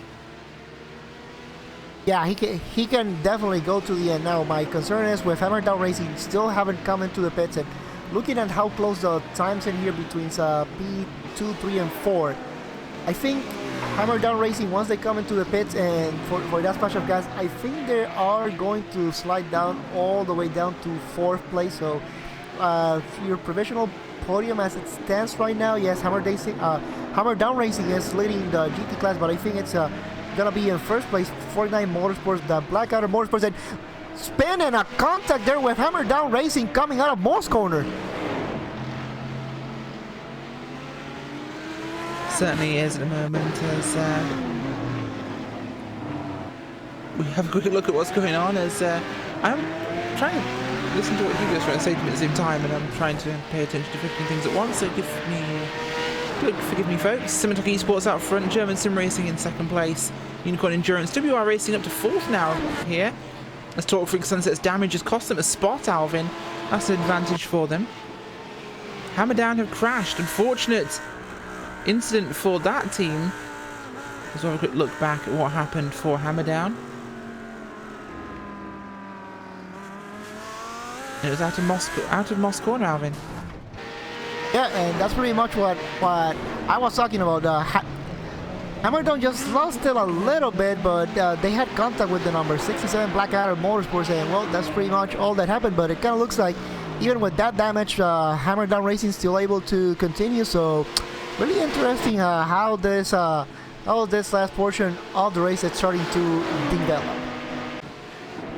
Certainly is, and well, the last portion of the race could have gone better for some people. An unforced incident there resulting in a bit of a clonk of the wall, but it's not horrendous damage. You should be able to get in there and get some service and get back on track and limp around perhaps, but it's certainly a blow to their confidence. And 49 Motorsports looking even perhaps more dominant at this point in time. They look like they could have a real chance of making this one work, as the gap to Hammerdown is there, but Hammerdown now not like to hold on to this one. Blackadder Motorsports in the 3rd spot. They're close to 49 Motorsports, so we could have a battle in the dying moments here for the GT lead. We could, but I think Hammerdown Racing, they still have to come down into the pit for that splash of gas. So it's really not necessarily a battle that we will get to see for the GT lead. It may be temporary though, but you know, that's something that it's only gonna last for maybe a couple minutes. But one battle we do have here is the battle for P number 6 in the GT class between the number 8 SMT Motorsports and the number 292 Graphite Racing. Coming down into Moss Corner, it kind of looks like both of them are gonna be able to get into the race straight very cleanly. Let's see if the number 292 can get a run. 292, they're going to try and make something happen here with SMT, as the Audi a little bit quicker in the straight line in the draft, at least. Mercedes quicker on its own in the straight line, but the Audi not as good in the fast sweeping corners, so could be struggling, but looking to the inside, not going to get there close enough though for turn 8. We'll have to wait in line here. A bit better in turn 9 and 10 than the Mercedes cars. The tighter corners here playing to the Audi's strengths, especially when it comes to changing direction rapidly. Mercedes struggles with that switchback sequence there, Alvin. Yeah, they do, but as it stands right now, the number 8 definitely has the upper hand. Not only does the fast corners in a way do benefit the number 8 and in the Mercedes, but also the fact that the whole track itself has a really high average top speed, and the Mercedes do have the horsepower to kind of keep that car in front, as they are trying to let that prototype, the overall leader, by the way, trying to let them go by. But you know, Rachel, talk about the race that the number 707 has done so far. They have done the race that they needed to do in here. Yes, they didn't qualify in pole position, true, but that was the least of their concerns. Their main concern was keeping all clean, and stands right now 12 minutes to go, Rachel. It looks like they got it. Certainly does like they have it indeed, Alvin, and it's exactly what they would have wanted here, to have this end this way. And it's been a race of patience for a number of these teams, and one that will pay off. Who'd have thought the 49 Motorsports car, by the way, with the damage it has on it, could possibly come away with a win here. They've had some luck and they've had some bad luck this season, but this could be a great way to end that. Work in progress though, still sitting in the lead in your GTC field. That's an impressive one. And if I look at their timings when they last came down pit road, that looks like it was quite a long time ago, so we could be expecting them to pit and be one of the last pitters actually of that group. In fact, I'm seeing their last pit stop was on 69, so that is a very, very long time ago for that. Porsche Simmentalk Esports though, a fantastic run. German Sim Racing and Unicorn Endurance looking like your podium should things continue the way they are. WR Racing sitting in 4th, and it's looking like a secure 4th for them as Unicorn can pass to lap them, as do the German Sim Racing 151. Going to try and filter through with the Blackadder Mercedes as well. Not in the right place. Oh, contact there. The Blackadder Mercedes and the Unicorn Endurance prototype, and another epidemic situation there of a prototype going for a gap that was blatantly not going to exist. And I'm not sure why they put the car in there in these dying days here when they could have had a second position. Well, you know, it's just one of those that, you know, the battle is so close that you're trying to take every single advantage that you can, and well, kind of looks like, well, you know, things happen. Let's just put it that way. Exactly, things do happen, as GTC leader has pitted, from what I'm being told. And I believe they are back in the lead, so that could be work in progress, back leading here, unless I'm being misled. That would be a fantastic result for them actually at the moment, as that would be a great, great win for that team. Yeah, fantastic for those guys, as we'll look at any damage here. There could be... No, Unicorn Joe is still ahead there of German Sim Racing, so they hold on to second place somehow, even after that contact with the Mercedes from Blackadder Motorsports there. Work in progress racing red, Brian Herring doing a spectacular job in that car. They've kept themselves clean and out of trouble, and they could come away with a win here. The car's bent up a little bit at the front, but they're holding on. As, 4X Racing dive down the inside. The prototype's getting very jumpy here at the end. Most of these guys not going to gain many spots here, Alvin, but the prototypes are getting incredibly angsty in the final moments. Well, not many spots to gain, but definitely the 404 and the number 151 are definitely having a good battle here to see who can go into that P2 in this race. But going back to another battle that we have here, the number 8 and the number 292 in your GT class, they're still battling at it as we have one prototype trying to split them going into turn number 1. We do indeed. Another prototype going for a dramatic move, and that's Berlin Simsport there, who are running in, I believe, the 6th spot. As all running wide, SMT grabs some grasp, but hold on to it just about. Very, very close moment there as Graphite looking to try and make a move here and find some way to get through. Have a quick look back at what's going on for Unicorn Endurance. The gap being held over German Sim Racing's 151, so no problems there right now for second and third. 40 seconds back from your leaders, Simotok Esports, who are going to win this one with fantastic performance if they can hold on for the last 8 minutes of this race. Looking at about 6 laps as things go, Alvin. And we're in the dying seconds now of this event. People trying to make up those spots they need. Anyone who's not pitted now, we'll see them coming in very, very soon. 49 Motorsports, they are super close to Blackadder Motorsports in the 66. And they will come in for sure, but you know that pretty much this race is not over yet. It's not over yet for many of the teams, especially in that battle for P2 in the prototype class between the 404 and the 151. Still going at it, racing really hard for that P number 2. Coming just into turn number 10, White's corner, coming down to do another lap. German Sim Racing trying to get a good run here. It kind of doesn't look like they may catch traffic right now, but I think that once they get into Quebec corner, perhaps Unicorn Endurance may catch the slower traffic just at the wrong time, and we may see the 151 taking advantage of it. We could, in fact, see the 151 taking advantage of that positioning as Blackadder's 66 car filters through traffic in their pursuit of the 49 Motorsports machine, piloted by Dexter Castro. It's close, but it could not be far enough apart for him. Dexter Castro would like this gap to be much, much bigger. Blackadder trying to change that one. The times last time by 120.269 for Dexter Castro and a 121 for Matthias Magnussen in Blackadder's car. So the gap is growing, which is what he wants to see. Work in progress red, 23.1 for Brian Herring. Blackadder's 69 car, Carly Janssen, 122. So a little faster, but the gap is fairly significant there. So that's looking like they're going to hold it as P2 overall. Unicorn Endurance and German Sim Racing neck and neck here, getting past the 2 battling GT cars of SMT and Graphite. 151 had gotten past, but they've lost that position and been repassed by Unicorn. We're going to replay for you of that in just a second, but Unicorn trying to hold on now as German Sim Racing really putting the coal in here and pushing this one hard, Alvin.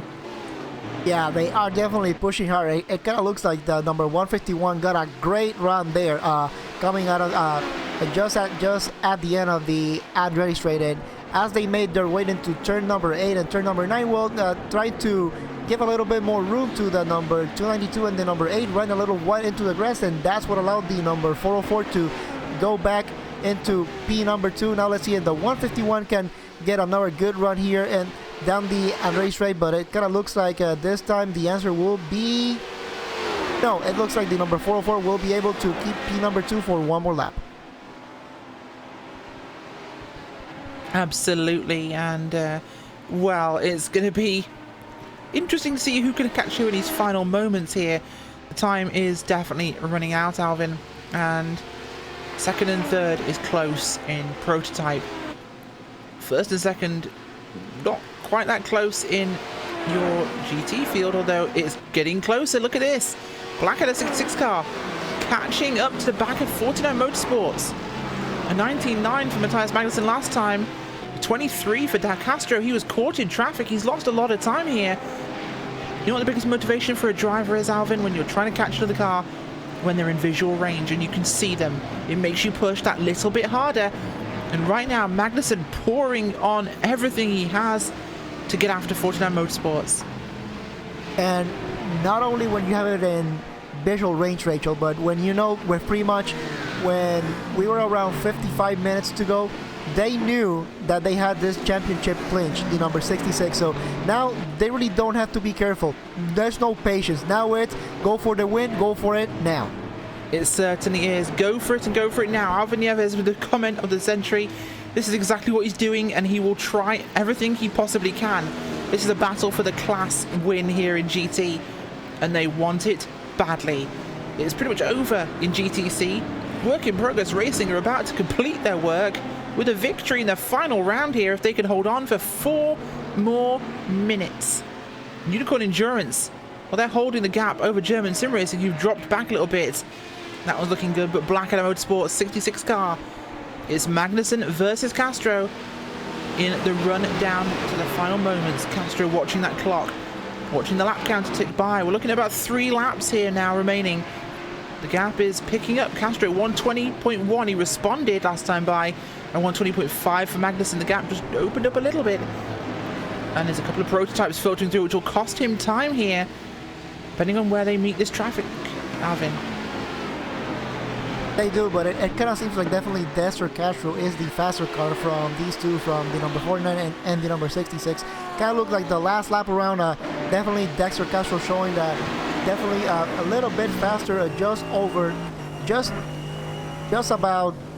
under 2 seconds faster than the number 66 last lap around. But you know, I think that it has to do more with traffic more than anything else. Last time it was 4 tenths, Alvin, last time by, so the gap is just eking out.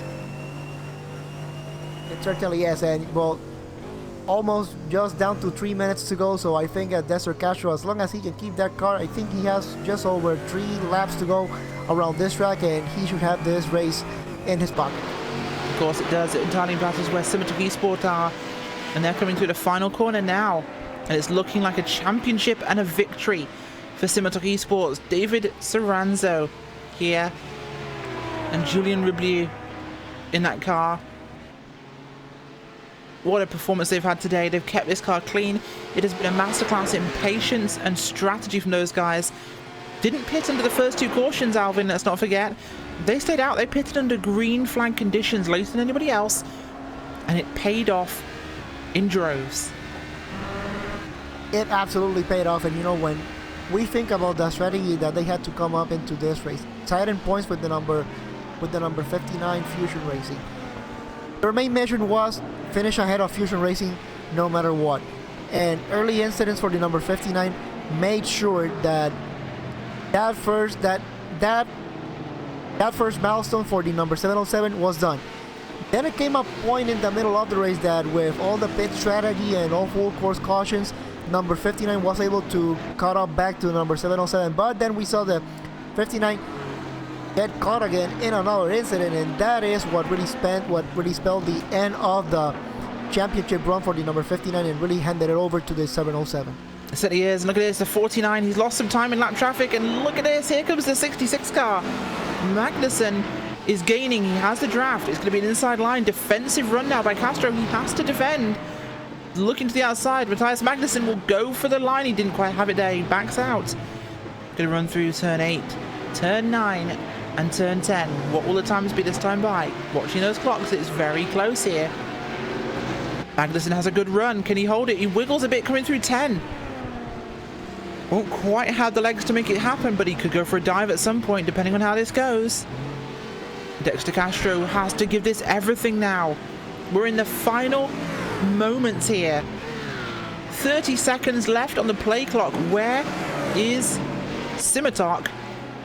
Symmetalk are going to be ending the race this time, I think. This could be the final lap. 49 just ahead here of Blackadder. Next lap will be the final lap. White flag this time by for your field. We'll have one more lap. One more lap for Dexter Castro to keep that Mercedes behind him. The Mercedes got a good run out of the corner. Can Dexter Castro hold him off here, heading down the Andretti straight in the draft? Blackadder Motorsports 66 car will have a good run here. Can he look to the outside? Can he sling it around the outside of 8 and have the inside for 9? He's got a good overlap. Now's the time to try and make the outside work. He doesn't have the run. He has to back out.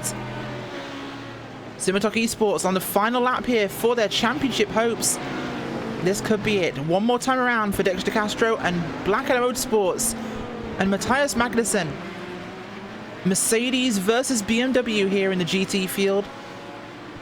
This is going to be a very close finish here. Alvin, I have no idea who will win this. It is absolutely, and this battle for the GT lead is really heating up, but you know, we gotta turn our attention just a little bit because 707 coming into the SS to end this race. Rachel, what a race for them. Certainly has been. Their competitors have fallen to the wayside here, and from a fantastic run, qualified in 3rd place. And wiggle there in the final corners, nearly throwing it away. Simitok Esports will come home with the win in Mosport and the championship in the DGFX Endurance Series here. 49 Motorsports and Dexter Castro, Blackadder Motorsports and Matthias Magnussen. Porsche leader coming to the line here. Work in progress red through the final sequence of corners. And it's going to be victory for Work in progress red. And Brian Herring behind the wheel will come across the line, taking victory in your GTC class, and back now to your GT lead. Dexter Castro is holding on by his fingertips here. Could this be a chance for Matthias Magnussen? Not going to be enough. Magnussen will come home 2nd. Castro holds on for the victory in your GT field. What a race we've seen here today, Alvin. Your final thoughts on this one before we go to the final commercial break. Rachel, this was the race that I was expecting it to be, with many championships on the line. Yeah, some championships were decided after a couple of incidents happened, but that didn't deter the spirit of anybody in here today. Congratulations to the winners in here today. This was a fantastic race. Certainly was, folks, and we'll go through your final race running order. Now everyone's come across the line. Simitok Esports taking the win and the championship in your prototype field. Unicorn Endurance holds on for 2nd place. German Sim Racing, last car on your podium for the prototype field, with WR Racing and Torque Freak Sunset rounding out your top 5. Down in your GT field, 49 Motorsports, Dexter Castro behind the wheel held on for victory in the final seconds, narrowly beating out Blackadder Motorsports and Matthias Magnussen. 3rd place to War Dogs GT with a quiet run to a 3rd place. Hammerdown Racing GT in the 4th spot, with German Sim Racing's 305 in 5th. Work in Progress Racing Red takes the flag in your GTC field, with Blackadder Motorsports 69 in 2nd. SimRC Mellon comes home in 3rd, with Berlin Sim Sports 87 and Fusion Racing Black in 5th. Well, folks, we're going to step aside for just a second. Do not go anywhere. When we come back, post-race interviews with some very happy people.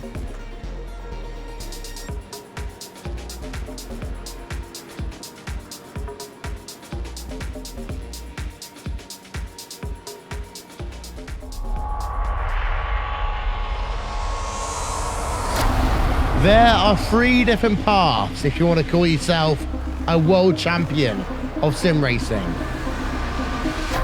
NASCAR, open wheels, or endurance racing. But no matter which one you take, you can guarantee that the journey will always be tough, which few will ever complete.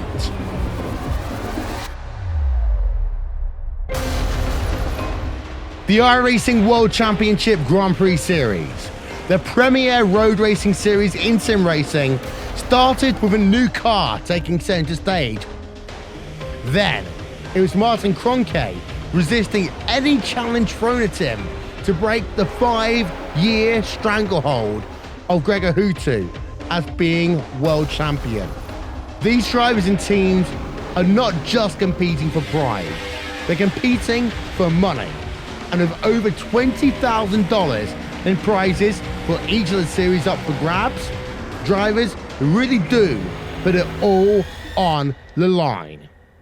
The NASCAR Beginner Series, powered by iRacing, is the premier NASCAR esports series featuring the cars and tracks from the Monster Energy NASCAR Cup Series. The 2016 campaign saw a return to the top of the mountain by Ray Alfalla as a 3-time Oval World Champion.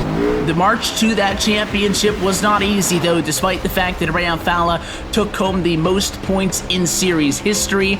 It just also happened to be the tightest championship fight we had ever seen. These guys are set for the 2017 campaign. The Blancpain GT Series hosts the top GT3 endurance teams in sim racing, with groups of 3 or more drivers sharing the wheel. This is a championship you can't win alone, and you need the same determination, passion and drive from your teammates to be successful. They often say that it takes just one mistake to lose a championship, and in team racing it may not be your mistake that costs you the win. Last season VRS Coanda SimSport won the championship by a single point. This year, who will step up to the plate?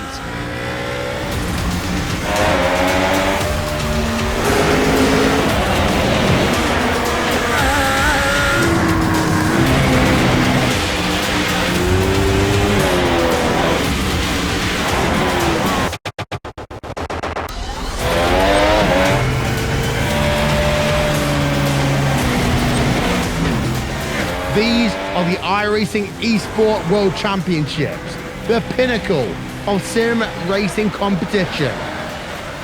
Catch it all season long with live coverage on iracing.com/live.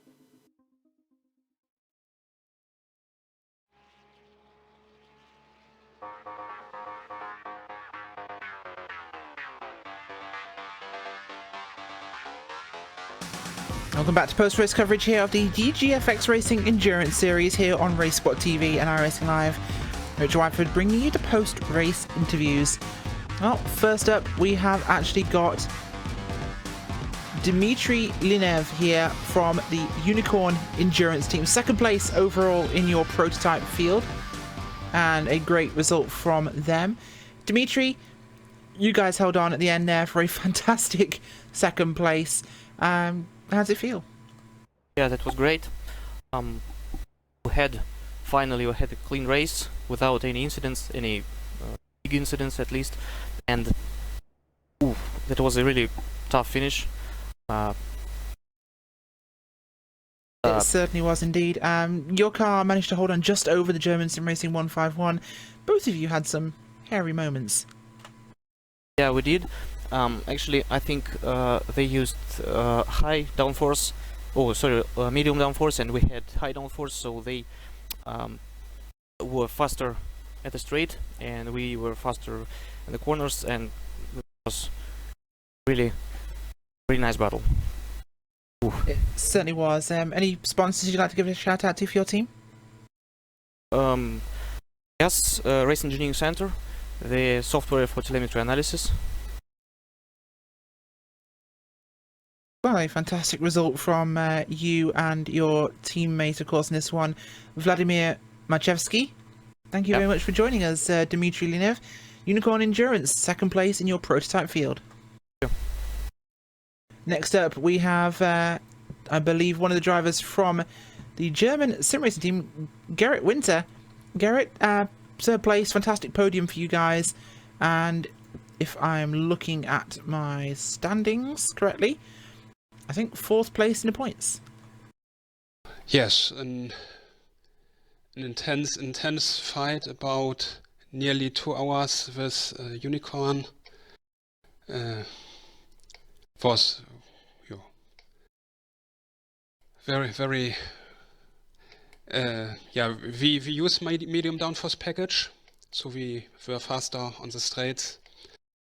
But in the last laps, Dmitry Linev was very fast. No chance for me, but P3 is a great result, and P4 in the championship, very fantastic. We are very lucky. Jens, which drove the first 4 races with me. Today he has no time, and Alexander Bratz, was my teammate today. Yesterday, our first training. He drove very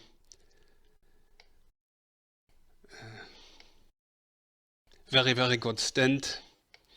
In the middle, the cautions, much cautions. So, second, two-stop strategy. Was great. It certainly sounds like it was a great one, of course. And folks, this is what a driver sounds like when he's just climbed out of the car seconds ago after an intense battle for a podium spot. Gerrit Winter, thank you so much for joining us here. Any sponsors you'd like to give a quick shout out to? I thank Alexander Bratz, my other teammates at GermanSimRacing.de. The race control was a great season, fall season. I come back, I think. Well, it certainly was. Thank you so much for joining us, Gerrit Winter from the German SimRacing.de 151 prototype. Okay, well, next up we have with us two of the guys from the Simotok Esports team, David Soranzo and one of the other team members, Jason Marshall. Guys, you took the race win and the championship when everyone else fell about you. How does it feel? We feel very happy, of course. It was a tough race. We knew that it's going to be tough here on this track. We had a great start with Julien, who make a very good job. Then we were a little bit unlucky with the full course yellow, and at the end it turns again, like it was all the season. Sometimes it was positive for us, sometimes negative, but at the end it's the win, so we are very happy. Fantastic result for you guys there in the end, and well, congratulations to you and the whole team. Sponsors you'd like to give a shout out to? Thank you very much. Yes, we would like to thank our partners, Simotok, who supports us since the beginning, and the French web hoster LWS. And also we would like to congratulate all the teams, and especially Fusion and Samba, because it was very tight till the end. And maybe Jason would like to add something. Well, congratulations to you guys. Jason, thoughts? No. Just a nice championship and a great fight with Fusion and Terry, all championship. Well, it certainly was a fantastic result there in the end for you guys, and well, the championship has been taken. You went into this race tied. You did it with the race win. Fantastic result from Simotok Esport, the prototype champions for 2017 season. Thank you very much. And thank you. Thank you, Kyle, and all the DGFX team for his great organization. And your broadcast. And the broadcast, yes. Thank you. Bye bye. See you. Thank you very much. And yes, we'll see you soon, guys, from Simotok Esport, the champions. We're joined now by two of the guys from Blackadder Motorsports GT, Dexter Castro from 49 Motorsports here, and I don't think we have anyone from War Dogs here, but as it stands, we'll come to you first, Dexter. What a race. You just held on by your fingertips there in the end. Congratulations. Yeah, well, thank you. It got a lot closer than we wanted it to. At the last caution, we felt we chose the right strategy, and we thought we were going to be coming out 10 or 15 seconds ahead at the end of the pit cycle. So I was just taking it easy, taking care of the tires and the car, and I guess I took it too easy, because when it all came back together, we were only 2 seconds ahead. So there was a sudden panic. Had to get up on pace, and then just caught a Porsche in an awkward place, and thought I could make the pass. The pass I'd done a lot, but then the door closed and I clipped the grass and just barely hung on to it, which led them right back to my tail. It certainly did, and a close run there leaves you guys finishing the win at Canada, but second place in the championship points. Are you guys happy? Yeah, we're happy. It's it's a little frustrating to come out of a season with 2 wins, a second place, and 2 DNFs. It's just Nürburgring was what happened at Nürburgring. Complete failure of rule following, but. What can you do? Spa was probably half my fault, half a wall that decided to reach out and throw me into a barrel roll. But without either of those, I feel like we would have been in contention. So, I mean, you can't feel too bad about how we performed. It's just disappointing not to really have a shot at the championship at the end. Certainly was, but in the end, second place, a fantastic result, and the end of the season with the win. Sponsors, you'd like to give a quick shout out to? Not sponsors, but definitely the whole team is always working together, trying to build setups, trying to make each other less slow, various things like that. And then of course our friends over at GSRC for letting us crash in their TeamSpeak server. So thanks, guys. There you go, Dexter Castro from 49 Motorsports, the winners here in Canada, and second place overall. Next up, we have the guys from Blackadder Motorsports here, Mark Torres and Matthias Magnussen, the 66 car. Guys, second place and the championship. Yeah, we're definitely very excited. Didn't enter the season thinking that we would win, but we're hoping for a top 3, and things just kept coming together, and our pace kept improving throughout the season. We put a ton of preparation in. Matthias and I were just talking about how, just so happy how our work paid off. Yeah, we worked really hard for this. We practiced weeks before all this, and huge thanks to all the guys at Blackadder who helped out with testing the setups, and another big huge thanks to John, the crew chief, for helping up with the strategy and spotting. There you go, a fantastic result from the Blackadder Motorsports 66 car, guys. A great result in the end, and a championship that was so valuable. Any sponsors you guys would like to thank? The whole team, Blackadder, like Matthias said, John for sure. And Matthias did awesome building sets, and we were just testing for him the whole time. So Matthias, thank you, and congrats to 49 Motorsports. Yeah, congrats, Dexter. Thank you very much for joining us, guys. I thought we were going to be joined now by the guys from Work in Progress Racing who had come for an interview, but appear to have left. So we will chance a quick word with Carl Jansen from the 69 car from Blackadder Motorsports. If I look for them, they came home today in second place in your GTC field. Carl, tough race. Well, yeah, it was a tough race. We had a good start actually. We were leading, and then after like 45 minutes around there, my Oculus Rift completely died. I have no clue what happened, but it just died. So we had to tow, and then my teammate got into the car and made a huge job getting back up to second place while I was setting up triple screens. And then we ran to the end and got a second place for them, which I'm very happy about.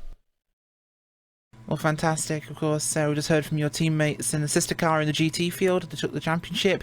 You guys in the GTC field, I believe, came home today after the points have all been tallied in the second place in the points, so congratulations there. Thank you.